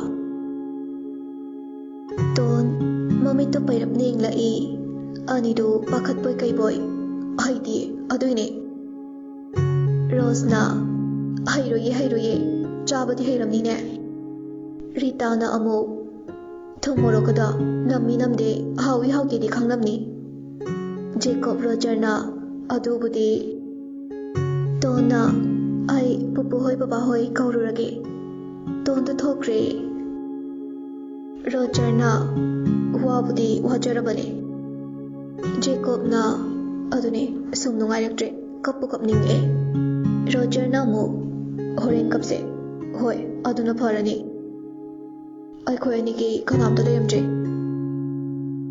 ꯄꯩꯁꯥ ꯄꯥꯏꯔꯁꯨ ꯑꯩꯒꯤꯅꯦ ꯍꯥꯏꯕꯗ ꯚꯥꯏ ꯅꯪ ꯅꯠꯇꯅ ꯀꯅꯥꯝꯇꯅ ꯊꯥꯖꯕꯤꯗ꯭ꯔꯦ ꯌꯥꯝ ꯇꯣꯜꯂꯤꯀꯣ ꯑꯩꯈꯣꯏ ꯑꯅꯤꯁꯦ ꯔꯤꯇꯥꯅ ꯍꯩ ꯋꯥꯔꯦꯝ ꯉꯥꯡꯅꯨ ꯇꯥꯅꯤꯡꯗꯦꯀꯣ ꯔꯣꯁꯅ ꯀꯔꯤꯗ ꯋꯥꯔꯤꯒꯦ ꯅꯣꯏ ꯑꯅꯤꯃꯨꯛ ꯅꯨꯡꯉꯥꯏꯕ ꯂꯩꯇꯦ ꯀꯩꯅꯣ ꯖꯦꯀꯣꯕꯅ ꯑꯩ ꯄꯨꯛꯅꯤꯡ ꯌꯥꯝ ꯅꯨꯡꯁꯤꯔꯛꯑꯦꯗ ꯚꯥꯏ ꯅꯪ ꯂꯧꯖꯔꯒꯦꯔꯥ ꯇꯣꯟꯁꯦ ꯉꯝꯗ꯭ꯔꯦ ꯅꯪ ꯑꯣꯏꯅ ꯂꯧꯖꯔꯣ ꯔꯣꯁꯅ ꯌꯦꯡꯉꯨꯅꯦ ꯑꯅꯤꯁꯦ ꯏꯃꯧ ꯇꯥꯔꯒ ꯅꯨꯡꯉꯥꯏꯔꯣꯏꯅꯦ ꯅꯣꯏ ꯑꯅꯤꯅ ꯁꯤꯟꯕ ꯅꯠꯇ꯭ꯔꯣ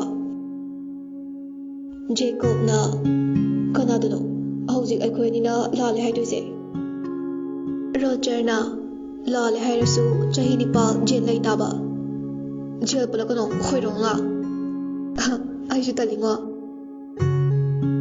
ꯃꯌꯥꯝꯗꯣ ꯍꯔꯥꯎ ꯍꯔꯥꯎ ꯅꯨꯃꯤꯠꯇꯨ ꯆꯥꯛ ꯆꯥꯃꯤꯟꯅꯩ ꯋꯥꯔꯤ ꯋꯥꯇꯥꯏ ꯀꯌꯥꯁꯨ ꯁꯥꯟꯅꯔꯤ ꯅꯨꯄꯥ ꯑꯅꯤꯗꯨ ꯍꯥꯟꯅꯒ ꯃꯥꯟꯅꯗ꯭ꯔꯦ ꯍꯥꯏꯕꯁꯤ ꯑꯄꯣꯛꯄꯁꯤꯡꯅ ꯐꯥꯎꯕ ꯈꯪꯕꯤꯕ ꯅꯠꯇꯦ ꯇꯣꯟ ꯈꯛꯇꯅꯤ ꯈꯪꯂꯤꯕ ꯍꯥꯏꯕꯕꯨ ꯄꯣꯏꯔꯩꯅ ꯏꯁꯨ ꯏꯕꯦꯝꯃ ꯑꯣꯐꯤꯁ ꯆꯠꯂꯣꯏꯗ꯭ꯔꯣ ꯎꯄꯨ ꯑꯩ ꯈꯔ ꯊꯦꯡꯂꯛꯀꯅꯤ ꯍꯥꯏꯔꯝꯕꯅꯦ ꯆꯠꯇꯣꯏꯅꯦ ꯐꯔꯦ ꯑꯗꯨꯗꯤ ꯑꯩꯈꯣꯏꯁꯨ ꯌꯧꯅꯕ ꯇꯧꯔꯒꯦ ꯁꯪꯕ ꯀꯥꯟꯗ ꯍꯦꯛ ꯂꯥꯛꯑꯣ ꯍꯣꯏ ꯄꯨꯄꯨ ꯂꯥꯛꯀꯦ ꯃꯌꯥꯝꯗꯨ ꯂꯣꯏꯅ ꯆꯠꯅꯈ꯭ꯔꯦ ꯇꯣꯟꯁꯨ ꯑꯣꯐꯤꯁ ꯆꯠꯅꯕ ꯂꯣꯏꯁꯤꯜꯂꯒ ꯊꯣꯔꯛꯏ ꯗꯥꯀꯣ ꯗꯥꯔꯣꯁ ꯑꯩ ꯆꯠꯂꯨꯈꯤꯒꯦ ꯍꯦꯟꯖꯥꯡꯗꯤ ꯈꯔ ꯂꯩꯔꯤꯕꯅꯦ ꯆꯥꯛꯇꯨꯅ ꯑꯃꯅ ꯊꯣꯡꯂꯣ ꯙꯨꯛꯅ ꯑꯃꯅ ꯀꯠꯂꯝꯃꯣ ꯖꯦꯀꯣꯕꯅ ꯀꯌꯥꯝ ꯊꯦꯡꯂꯛꯇꯣꯏꯅꯣ ꯁꯦꯝꯒꯤ ꯃꯤꯇꯤꯡ ꯂꯩꯌꯦ ꯍꯥꯏ ꯉꯝꯗ꯭ꯔꯦ ꯔꯣꯖꯔꯅ ꯅꯨꯄꯤꯅ ꯁꯦꯜ ꯇꯥꯟꯕꯁꯦ ꯇꯟꯗꯤ ꯇꯟꯕꯅꯦ ꯑꯩꯅ ꯇꯧꯔꯤ ꯊꯕꯛꯁꯦ ꯁꯦꯜ ꯇꯥꯟꯕꯩ ꯅꯠꯇꯦꯀꯣ ꯏꯃꯥ ꯂꯩꯕꯥꯛꯀꯤꯅꯦ ꯄꯩꯁꯥꯒꯤ ꯑꯣꯏꯔꯗꯤ ꯅꯣꯏ ꯑꯅꯤꯒꯤ ꯀꯤꯅꯤ ꯅꯥꯝ ꯌꯣꯜꯂꯒ ꯁꯦꯟꯗꯣꯏ ꯆꯥꯔꯒ ꯍꯤꯡꯕꯁꯨ ꯉꯝꯃꯦ ꯑꯩ ꯆꯠꯂꯨꯈꯤꯒꯦ ꯇꯣꯟꯒꯤ ꯗ꯭ꯔꯥꯏꯚꯔ ꯂꯥꯛꯇꯨꯅ ꯆꯠꯈ꯭ꯔꯦ ꯍꯦꯛ ꯆꯠꯈꯤꯕꯒ ꯑꯅꯤꯗꯨ ꯁꯣꯐꯥꯗꯨꯗ ꯈ꯭ꯔꯣ ꯅꯥꯈꯣꯛꯀꯩ ꯇꯨꯝꯈ꯭ꯔꯦ ꯃꯇꯣꯝ ꯄꯣꯛꯄꯒꯤ ꯍꯧꯅꯕꯤ ꯈꯔ ꯀꯦꯖꯣ ꯃꯧꯖꯅ ꯌꯣꯛꯂꯛꯄꯒꯤ ꯃꯔꯤꯜꯕꯨꯗꯤ ꯇꯟꯖꯔꯤꯕꯅꯤ ꯇꯣꯟ ꯅꯨꯡꯁꯤꯔꯨꯕꯅ ꯍꯥꯏꯅꯈꯤꯕ ꯃꯇꯨꯡ ꯏꯟꯅ ꯏꯃꯨꯡꯒꯤ ꯀꯨꯞꯅꯣꯝ ꯀꯌꯥ ꯍꯣꯠꯅꯖꯔꯤꯕꯅꯤ ꯉꯥꯏꯍꯥꯛ ꯇꯨꯝꯃꯨꯔꯁꯨ ꯑꯅꯤꯗꯨ ꯃꯧ ꯑꯅꯧꯕꯤꯗꯧꯅ ꯊꯕꯛ ꯑꯗꯨ ꯁꯠ ꯂꯣꯏꯁꯤꯟꯃꯤꯟꯅꯩ ꯁꯦꯀ꯭ꯌꯨꯔꯤꯇꯤ ꯑꯃꯅ ꯍꯦꯔꯣ ꯑꯅꯤꯁꯦ ꯌꯥꯝ ꯐꯩꯀꯣ ꯑꯃꯅ ꯑꯃꯨꯛ ꯑꯩꯈꯣꯏ ꯃꯦꯗꯥꯝꯁꯦ ꯃꯗꯥꯎ ꯈ꯭ꯋꯥꯏꯗꯒꯤ ꯌꯥꯕ ꯅꯨꯄꯤꯅꯦ ꯌꯦꯡꯉꯣ ꯊꯣꯔꯛꯑꯦ ꯙꯨꯛ ꯀꯠꯄ ꯑꯃꯗꯨꯅ ꯑꯌꯨꯛ ꯀꯠꯄꯅꯦ ꯐꯅ ꯑꯗꯨꯝ ꯅꯨꯡꯉꯥꯏꯔꯤꯌꯦ ꯃꯣꯏ ꯏꯃꯨꯡꯁꯦ ꯑꯉꯥꯡ ꯌꯧꯔꯛꯄꯒꯤ ꯁꯤꯟꯗꯨꯅꯦ ꯑꯩꯅ ꯌꯦꯡꯅꯤꯡꯉꯤꯁꯦ ꯅꯪꯗ ꯅꯠꯇꯦꯕꯣ ꯑꯩꯁꯨꯅꯤ ꯁꯦꯀ꯭ꯌꯨꯔꯤꯇꯤ ꯑꯅꯤꯗꯨ ꯃꯈꯣꯏꯒꯤ ꯋꯥꯔꯤ ꯁꯥꯖꯕꯩ ꯋꯥꯅꯤ ꯅꯣꯡꯇ ꯃꯌꯨꯝꯗ ꯄꯥꯎ ꯇꯝꯖꯔꯝꯗꯦ इमुंगदुगी टोनदो यामना रेस्पेक्ट तौजै मदु सिनफमदुननी नुमितु टोन मीटिंग लोइरगा हलकपदा पुंग निपान ताख्रे हाइजबगी वानी मासु मपुरोइबा अनिदो कीदी किजरिबनी कीदबा साबनी रोजर दी वारदुना तुंख्रे जेकॉब दी टोन लाकपा गाइदुना लैरी टोन खरा खौतक चाबसु जेकॉब नी कीदबा सारगा चंगलकपदा जेकॉब तो फम्मगा लेबदु उरम्मी दाकॉब चाक चारबा जेकॉब खरदी साउनिंगबनी अदबु साउदबा सारगा चाद्री नोंगताई कोयनिना हाना चाक चारम्ब्रा जेकॉब खरदी साउनिंगबनी अदबु साउदबा सारगा चाद्री नोंगताई कोयनिना हाना चाक चारम्ब्रा मीटिंग हेक लोइबगा लाक्लबने ऐसी हम हनिंगमने यादबगिने सी थोकनबा सिंजबा नत्रा नंगी कई वादहनगे नुंगाइने लेबा याइना अइना तादोरिबा पैसा मयामसे अइ सिबदा कैसु पुरोये दाको मसे बाबागे पामने अदुगा पैसा किसु नते ngасaisu haijariदुने जेकॉब सोर सांगनो होंदोकलगा फरे नफिनारोदा होंगरो रोजर सो होदोरो चाक थिरमगे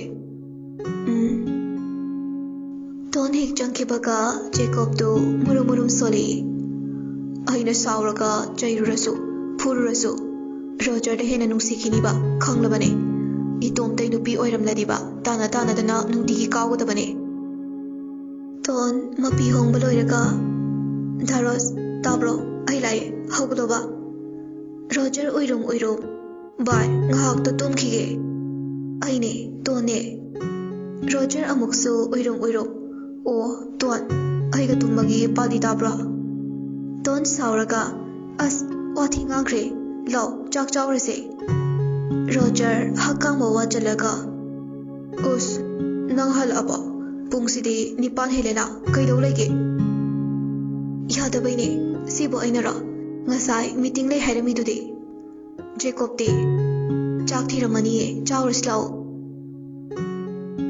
अनिदु सुलाए जेकॉब गाइदुना लेरमी होय माय हाइनदे तुमिना चाकतु जानै रोजरना नंग जेकॉब ती करम कांतागे कइबनो नंग प्रेग्नेंट ओइरे दाइने ओइदेदा हाइजिनबने मम्मा होय बुबो होय लाकनिना नमाइमत नचिन थिरदो कइगिनो चिन्ना दारोस न थिरगा आइदे हाइजिनबने जेकॉब सावरगा हाइजिनबा याम हाइब्रोना टोन रोजर का साउनरसु जेकॉब पु यारोकलदी खरादी खौतक चारमी चाकसे ngayakta चाखिसे जेकॉब ना चाव चाव अदुगा ngairamo kai lege जेकॉब ना फिल्म शूटिंग लइए रोजर ना खंगिना टोन ना वाती दौनुको आई हौजी प्रेग्नेंट ओइबा याद्री जेकॉब ना kai maramge थबक जॉइन तौबा कुइद्रिए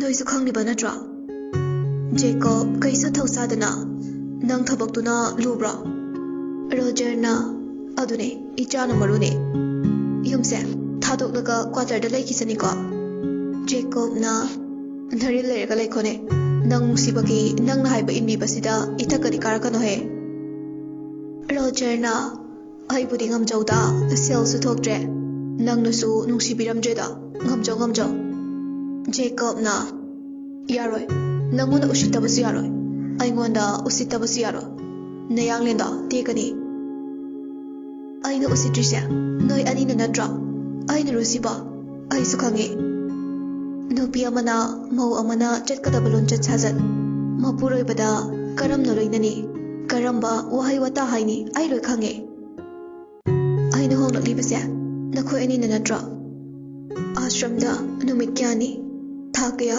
मिटुदगी पिरांगसे खंगबनते इमा इपासु उनरकबनते कयादा तोना हिंगकपा सिक्र सिरा हाइबा फावबा खनखि मदा नखोय अनिना खंगबिबनते रोजरना अदुदि हाइनुदा नंसु ꯑꯩꯈꯣꯏ ꯑꯅꯤꯕꯨ ꯀꯌꯥꯝ ꯐꯠꯇꯕ ꯃꯤꯅꯣ?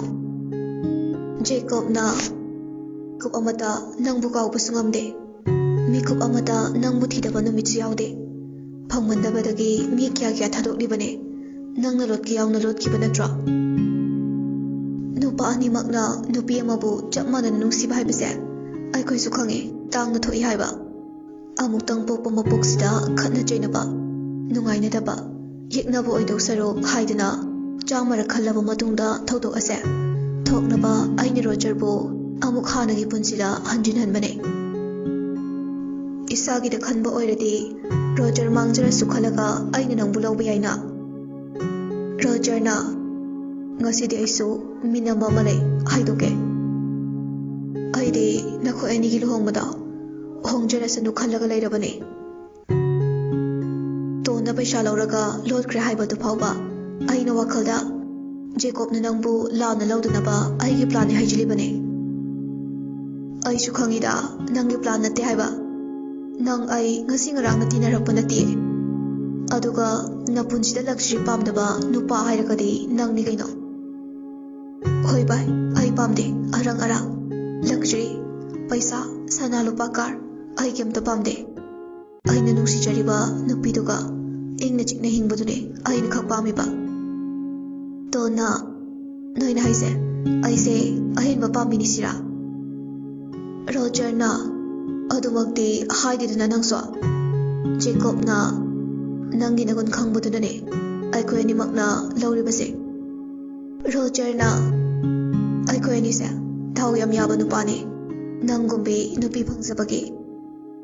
ꯖꯦꯀꯣꯕꯅ ꯑꯃꯨꯛ ꯅꯪꯁꯨ ꯗꯥꯎ ꯌꯥꯝ ꯌꯥꯕ ꯅꯨꯄꯤꯅꯦ, ꯑꯩꯈꯣꯏ ꯑꯅꯤꯒꯨꯝꯕ ꯐꯪꯖꯕꯒꯤ. ꯍꯣꯏꯁꯦ, ꯌꯥꯔꯦ, ꯑꯩ ꯀꯣꯟꯁꯦ ꯂꯣꯏꯁꯤꯜꯂꯝꯃꯒꯦ, ꯄꯣꯊꯥꯕꯤꯌꯨꯔꯣ, ꯑꯩꯁꯨ ꯋꯥꯔꯦ. ꯖꯦꯀꯣꯕꯅ ꯔꯣꯖꯔ ꯅꯪ ꯐꯤꯡꯗꯣ, ꯉꯥꯏꯍꯥꯛꯁꯨ ꯇꯨꯝꯃꯨꯔꯦ ꯅꯪꯗꯤ. ꯇꯣꯟ ꯂꯥꯎ, ꯀꯥꯟꯗꯦ ꯑꯩꯈꯣꯏ ꯑꯅꯤ ꯔꯣꯃꯥꯟꯁ ꯍꯧꯔꯁꯦ. ꯌꯥꯝ ꯅꯨꯡꯉꯥꯏꯔꯦꯗ, ꯁꯦꯜ ꯊꯣꯛꯇꯦ ꯀꯥꯏꯅꯒ ꯑꯗꯨꯃꯥꯏꯅꯒꯗꯤ ꯇꯧꯔꯛꯀꯅꯣꯏ. ꯏꯁ, ꯑꯩꯅ ꯀꯣꯟ ꯐꯦꯡ ꯂꯩꯔꯒ ꯅꯣꯏ ꯑꯅꯤꯅ ꯔꯣꯃꯥꯟꯁ ꯀꯥꯏꯅ. ꯑꯩꯅ ꯑꯍꯜ ꯑꯣꯏꯕꯩꯅꯤ ꯀꯩꯅꯣ, ꯍꯌꯦꯡꯅ ꯅꯪꯒꯤ ꯄꯥꯂꯤ ꯑꯣꯏꯖꯧꯋꯣ. ꯍꯣꯏꯁꯦ, ꯐꯔꯦ. ꯇꯣꯟ ꯆꯣ ꯀꯦꯅꯧꯔꯣ. ꯇꯣꯟ ꯉꯛꯅ ꯀꯩꯅꯤꯒꯦ ꯑꯅꯤꯁꯤꯗꯤ? ꯖꯦꯀꯣꯕꯅ ꯇꯣꯟꯒꯤ ꯈꯨꯗꯥꯡ ꯄꯥꯏꯔꯒ ꯂꯥꯛꯑꯣꯍꯦ. ꯇꯣꯟꯗꯨ ꯁꯣꯔꯣ ꯆꯤꯡꯈꯤ.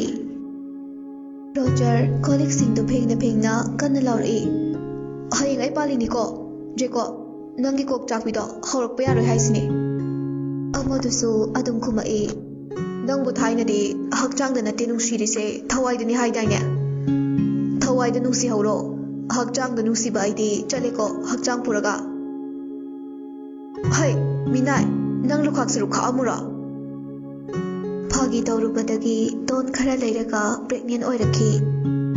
ꯕꯥꯠꯔꯨꯝꯗ ꯃꯁꯥ ꯅꯨꯡꯉꯥꯏꯇꯕꯒꯤ ꯐꯝꯗꯨꯅ ꯂꯩ. ꯀꯩꯅꯣ ꯑꯩꯕꯨ ꯉꯁꯤꯁꯦ ꯏꯁꯥꯁꯦ ꯏꯅꯨꯡ ꯅꯨꯡꯉꯥꯏꯇꯦꯗ, ꯊꯨꯛ ꯁꯨꯝ ꯂꯥꯎꯔꯤꯁꯤꯕꯣ. ꯏꯄꯨꯔꯣꯏꯕ ꯑꯅꯤꯁꯨꯕꯅꯤꯅ ꯑꯩ ꯍꯥꯏꯔꯔꯣꯏꯒꯦ, ꯏꯇꯣꯝꯇ ꯗꯣꯛꯇꯔ ꯆꯠꯂꯒꯦ. ꯇꯣꯟ ꯀꯩꯝꯇ ꯍꯥꯏꯔꯝꯗꯅ ꯇꯣꯟ ꯃꯇꯣꯝꯇ ꯍꯣꯁꯄꯤꯇꯥꯜꯗ ꯂꯥꯛꯏ. ꯗꯣꯛꯇꯔ ꯌꯦꯡꯂꯕ ꯃꯇꯨꯡꯗ ꯃꯍꯥꯛ ꯄ꯭ꯔꯦꯒꯅꯦꯟ ꯑꯣꯏꯔꯦ ꯈꯪꯂꯝꯃꯤ.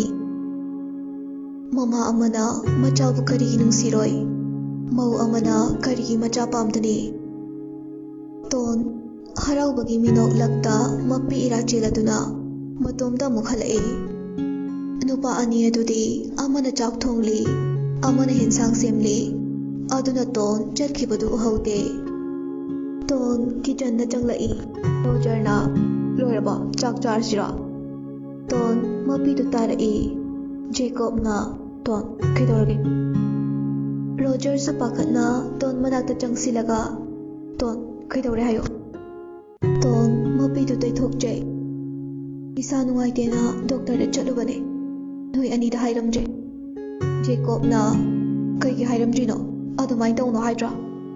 ꯔꯣꯖꯔꯅ ꯑꯃꯨꯛ ꯅꯪꯁꯤꯗꯤꯕ ꯂꯥꯎꯁꯦ, ꯑꯣꯐꯤꯁꯇ ꯆꯠꯂꯨꯔꯅꯨ, ꯄꯣꯊꯥꯔꯨ ꯂꯥꯎ. ꯇꯣꯟ ꯇꯞꯅ ꯑꯩ ꯄ꯭ꯔꯦꯒꯅꯦꯟ ꯑꯣꯏꯔꯦ. ꯖꯦꯀꯣꯕ ꯔꯣꯖꯔ ꯌꯦꯡꯅꯩ. ꯉꯁꯤꯅ ꯀꯅꯥ ꯂꯥꯛꯇꯣꯏꯕ? ꯑꯩ ꯈꯪꯉꯦ ꯅꯣꯏ ꯑꯅꯤ ꯊꯥꯖꯔꯣꯏ ꯍꯥꯏꯕ, ꯑꯗꯨꯕꯨ ꯋꯥꯐꯝꯁꯦ ꯑꯆꯨꯝꯕꯅꯦ. ꯑꯅꯤꯃꯛ ꯉꯛꯅ ꯇꯣꯟꯗ ꯌꯦꯡꯉꯤ.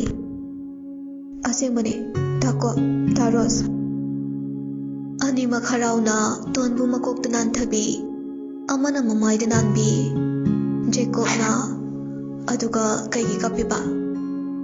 ꯔꯣꯖꯔꯅ ꯄ꯭ꯔꯦꯒꯅꯦꯟ ꯑꯣꯏꯔꯒ ꯀꯞꯄ ꯐꯠꯇꯦꯀꯣ, ꯏꯆꯥꯗꯣ ꯑꯗꯨꯝ ꯀꯞ ꯂꯩꯔꯅꯤ꯫ ꯇꯣꯟꯅ ꯍꯔꯥꯎꯕꯒꯤ ꯄꯤꯅꯤ, ꯑꯩꯈꯣꯏ ꯑꯍꯨꯝꯒꯤ ꯏꯆꯥ ꯐꯪꯗꯣꯔꯦ꯫ ꯖꯦꯀꯣꯕꯅ ꯑꯩꯒꯤ ꯑꯣꯏꯔꯝꯅꯤ꯫ ꯔꯣꯖꯔ ꯄꯩꯅ ꯑꯃꯨꯛ ꯍꯧꯔꯛꯑꯕ? ꯁꯨꯝ ꯍꯥꯏꯕꯅꯤꯗ꯫ ꯇꯣꯟꯅ ꯑꯩꯈꯣꯏ ꯑꯍꯨꯝꯃꯛꯀꯤ ꯏꯆꯥꯅꯤ꯫ ꯑꯩꯈꯣꯏ ꯑꯅꯤꯗ ꯀꯩ ꯀꯧꯗꯣꯏꯕ? ꯗꯥ ꯀꯣꯕꯇꯅ ꯀꯣꯕ, ꯗꯥ ꯔꯣꯁꯇꯅ ꯔꯣꯁ, ꯐꯔꯝꯃꯅꯤꯅꯦ꯫ ꯖꯦꯀꯣꯕ ꯔꯣꯖꯔꯗꯨ ꯑꯅꯤꯃꯛ ꯅꯣꯛꯃꯤꯟꯅꯩ꯫ ꯑꯁꯨꯝꯅ ꯇꯣꯟ ꯄ꯭ꯔꯦꯒꯅꯦꯟ ꯑꯣꯏꯕꯗꯒꯤ ꯊꯕꯛ ꯑꯝꯇ ꯌꯥꯎꯍꯟꯗ꯭ꯔꯦ꯫ ꯍꯦꯔꯣ ꯑꯅꯤ ꯆꯪꯗꯅ ꯁꯦꯕꯥ ꯇꯧꯕꯤꯔꯝꯃꯤ꯫ ꯇꯣꯟ ꯕꯤꯄꯤ ꯌꯥꯝ ꯂꯣ ꯑꯣꯏꯕꯅ ꯃꯁꯥꯗꯨ ꯅꯣꯡꯃ ꯅꯣꯡꯃꯒꯤ ꯁꯣꯛꯆꯤꯜꯂꯛꯏ꯫ ꯑꯗꯨꯒꯤꯁꯨ ꯃꯊꯛꯇ ꯀꯥ ꯍꯦꯟꯅ ꯃꯧꯕꯅ ꯏꯁꯤꯡ ꯊꯛꯄ ꯐꯥꯎꯕ ꯍꯩꯅꯔꯝꯗꯦ꯫ ꯗꯣꯛꯇꯔ ꯌꯦꯡꯗꯁꯨ ꯍꯤꯗꯥꯛ ꯂꯥꯡꯊꯛ ꯑꯉꯥꯡ ꯑꯗꯨ ꯁꯣꯛꯇꯅꯕ ꯆꯥꯕ ꯊꯛꯄ ꯌꯥꯅꯕ ꯍꯥꯏꯔꯛꯂꯕꯁꯨ ꯎꯄꯥꯏ ꯂꯩꯔꯝꯗꯦ꯫ ꯃꯔꯝꯗꯤ ꯇꯣꯟ ꯍꯤꯗꯥꯛ ꯑꯃ ꯐꯥꯎꯕ ꯃꯅꯝ ꯍꯩꯅꯔꯝꯗꯦ꯫ ꯍꯦꯛ ꯆꯥꯕꯒ ꯍꯦꯛꯇ ꯑꯣꯔꯝꯃꯤ꯫ ꯖꯦꯀꯣꯕꯅ ꯇꯣꯟ, ꯐꯅ ꯍꯩꯇ꯭ꯔꯁꯨ ꯏꯆꯥꯁꯤꯒꯤ ꯈꯜꯂꯒ ꯈꯔꯗ ꯑꯣꯏꯔꯁꯨ ꯆꯥꯛꯁꯦ ꯈꯔ ꯆꯥꯁꯤꯜꯂꯣ꯫ ꯔꯣꯖꯔꯅ ꯑꯃꯨꯛ ꯅꯪ ꯁꯨꯃꯥꯏ ꯁꯨꯝ ꯂꯩꯔꯗꯤ ꯀꯃꯥꯏ ꯇꯧꯅꯤ?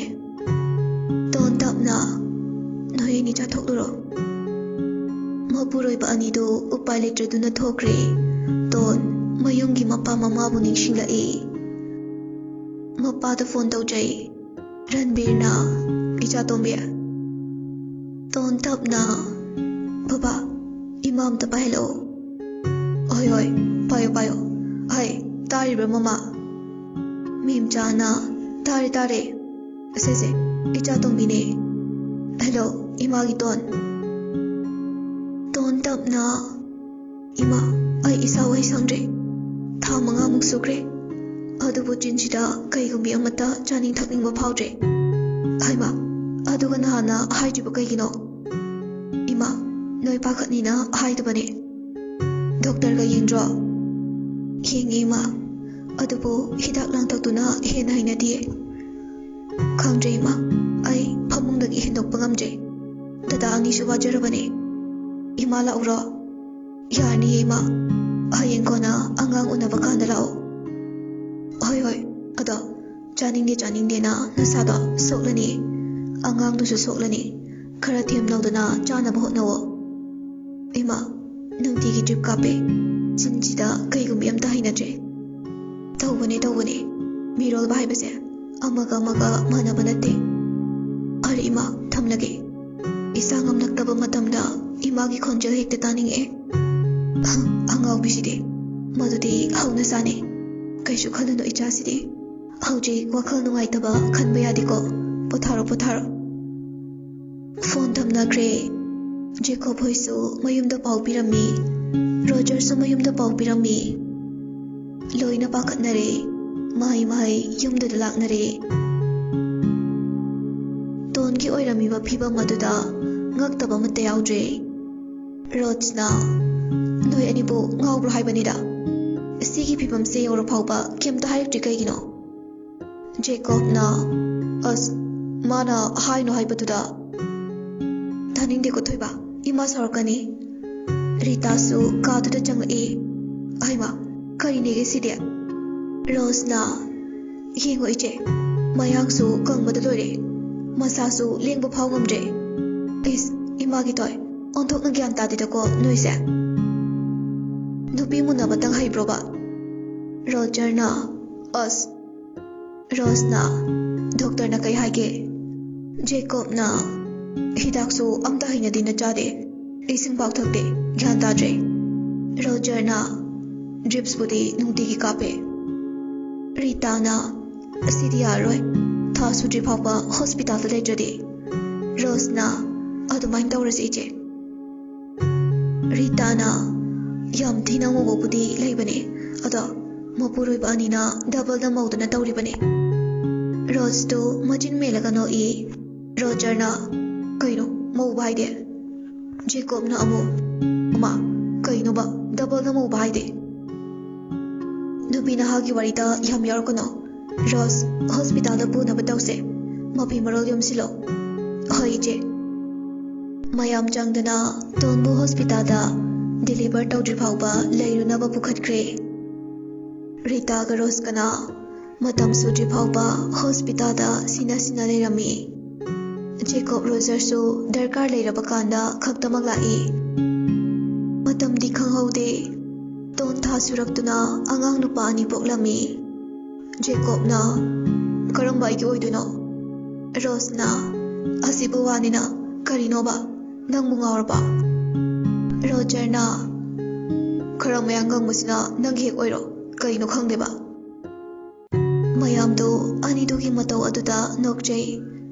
Normal oibana ton satina fibam soklami. Mayumda putharakduna haujikti mama ahum changdana seba tawrami.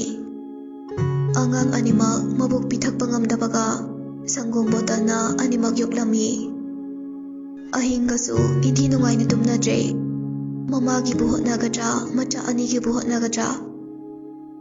Mimchana machagi thong thaktana seba tawrami.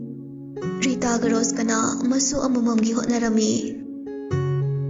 Swesti hayingni haibaduda elamdo khinglai.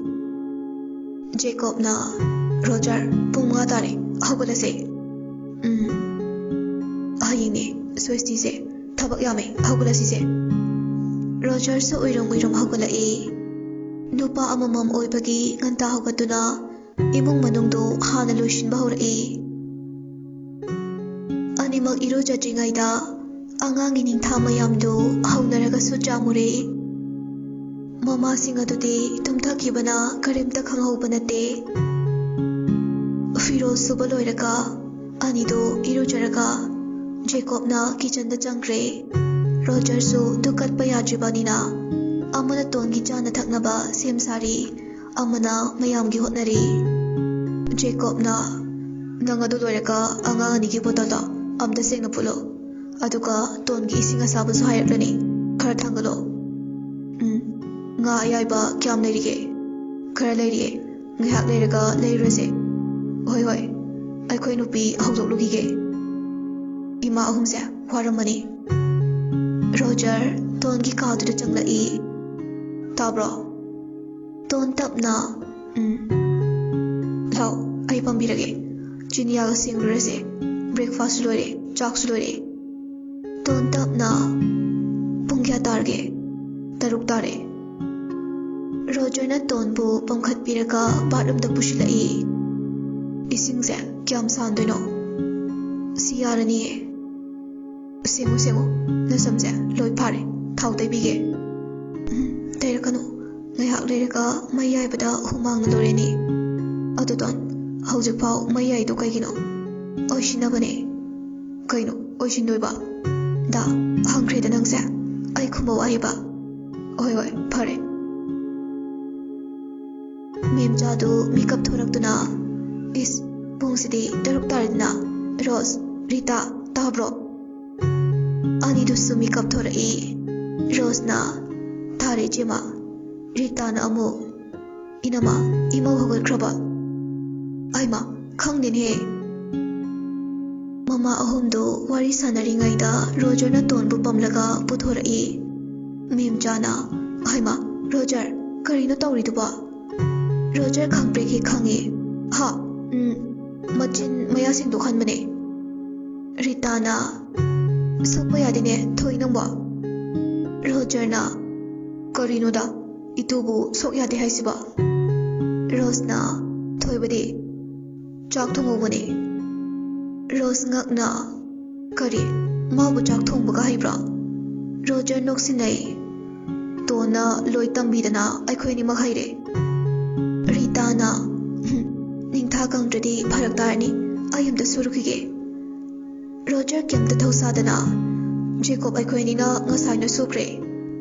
Mama ahum ngakna kari Jacob cha pusilaga changlai. Palemi ma ahum ahugat piraba. Charlie jare ton nangsi orbane. Roger na chak chagi su saro cha thake su thao loi rabane. Rose na ꯀꯔꯤ ꯃꯇꯧꯅꯣ? ꯑꯩꯕꯨ ꯃꯪꯂꯣ ꯇꯥꯏꯕꯪꯂꯣ? ꯔꯤꯇꯥ, ꯃꯪꯒ ꯑꯣꯏꯔꯝꯃꯗꯤ ꯃꯦꯝꯆꯥꯅ ꯏꯁ ꯖꯥꯠ ꯖꯥꯠꯅꯤꯀꯣ ꯃꯇꯝꯁꯦ꯫ ꯖꯦꯀꯣꯕ ꯔꯣꯖꯔꯅ more than ꯂꯥꯏꯐꯅꯤ ꯃꯥ꯫ ꯃꯌꯥꯝꯗꯨ ꯄꯨꯟꯅ ꯅꯣꯛꯃꯤꯟꯅꯩ꯫ ꯑꯁꯨꯝꯅ ꯍꯔꯥꯎ ꯍꯔꯥꯎꯅ ꯂꯩꯃꯤꯟꯅꯈꯤ꯫ ꯅꯨꯄꯥ ꯑꯃꯅ ꯅꯨꯄꯤ ꯑꯅꯤ ꯂꯣꯟꯕ ꯃꯇꯝꯗꯗꯤ ꯅꯨꯄꯤ ꯃꯁꯦꯜ ꯈꯠꯅꯕ ꯆꯩꯅꯕ ꯌꯥꯎꯔꯤꯕꯅꯤ꯫ ꯑꯗꯨꯕꯨ ꯖꯦꯀꯣꯕ ꯔꯣꯖꯔꯗꯤ ꯄꯤꯛꯂꯤꯉꯩꯗ ꯇꯤꯟꯅꯖꯔꯛꯄꯅ ꯅꯨꯄꯤ ꯑꯃꯇꯪ ꯂꯧꯔꯕꯁꯨ ꯅꯣꯡꯇ ꯁꯥꯎꯅꯗꯦ, ꯋꯥꯔꯧꯅꯗꯦ, ꯌꯥꯝ ꯍꯔꯥꯎ ꯍꯔꯥꯎ ꯂꯩꯃꯤꯟꯅꯩ꯫ ꯑꯍꯜ ꯃꯁꯦꯜꯁꯨ ꯃꯉꯥꯏꯔꯦ, ꯈꯠꯅ ꯆꯩꯅꯕ, ꯋꯥꯔꯧꯅꯕ ꯂꯩꯇꯈꯩ ꯃꯆꯥꯁꯤꯡꯒꯤ ꯑꯄꯥꯝꯕꯗ ꯍꯔꯥꯎ ꯍꯔꯥꯎ ꯌꯥꯔꯝꯃꯤ꯫ ꯃꯤꯅ ꯅꯣꯛꯅꯔꯕꯁꯨ ꯂꯩꯃꯤꯟꯅꯒꯗꯧꯔꯤꯕ ꯃꯈꯣꯏ ꯃꯁꯦꯜꯅꯕꯨ ꯑꯟꯗꯔꯁꯇꯦꯟꯗꯤꯡ ꯑꯃ ꯂꯩꯃꯤꯟꯅꯔꯕꯗ ꯀꯅꯥꯅꯕꯨ ꯈꯨꯠ ꯊꯤꯡꯖꯤꯟꯕ ꯉꯝꯃꯨꯅꯤ? ꯇꯣꯟꯁꯨ ꯃꯆꯥ ꯌꯥꯎꯔꯛꯄꯗꯒꯤ ꯃꯇꯝ ꯈꯔ ꯃꯄꯨꯔꯣꯏꯕ ꯑꯅꯤꯕꯨ ꯆꯥꯡꯌꯦꯡ ꯇꯧꯔꯝꯕ ꯑꯗꯨ ꯍꯧꯖꯤꯛꯇꯤ ꯇꯧꯒꯦ ꯈꯟꯈꯤꯗ꯭ꯔꯦ꯫ ꯆꯞ ꯃꯥꯟꯅꯅ ꯃꯄꯨꯔꯣꯏꯕ ꯑꯅꯤꯃꯛꯄꯨ ꯏꯁꯣꯔꯃꯛꯅꯤ ꯈꯟꯗꯨꯅ ꯂꯣꯏꯅꯖꯔꯤ꯫